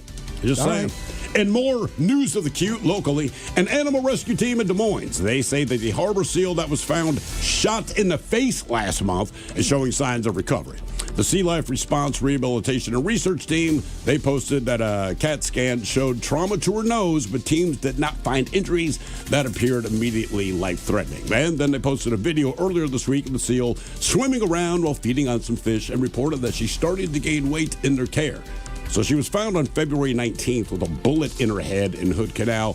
Rescuers were not sure if she would recover, but it looks like she's on the way to recovery. Just a public statement. Let's try not to shoot seals in the head. Jesus, come on.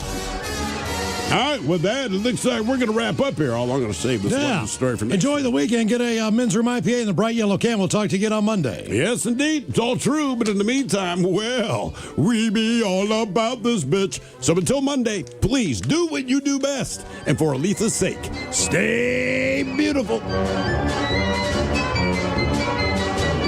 The Men's Room has been taped before a live studio audience. Wardrobe and makeup provided by Mantastic Limited. This has been a presentation of the Men's Room Radio Network. Oh, man! A Double Flush production.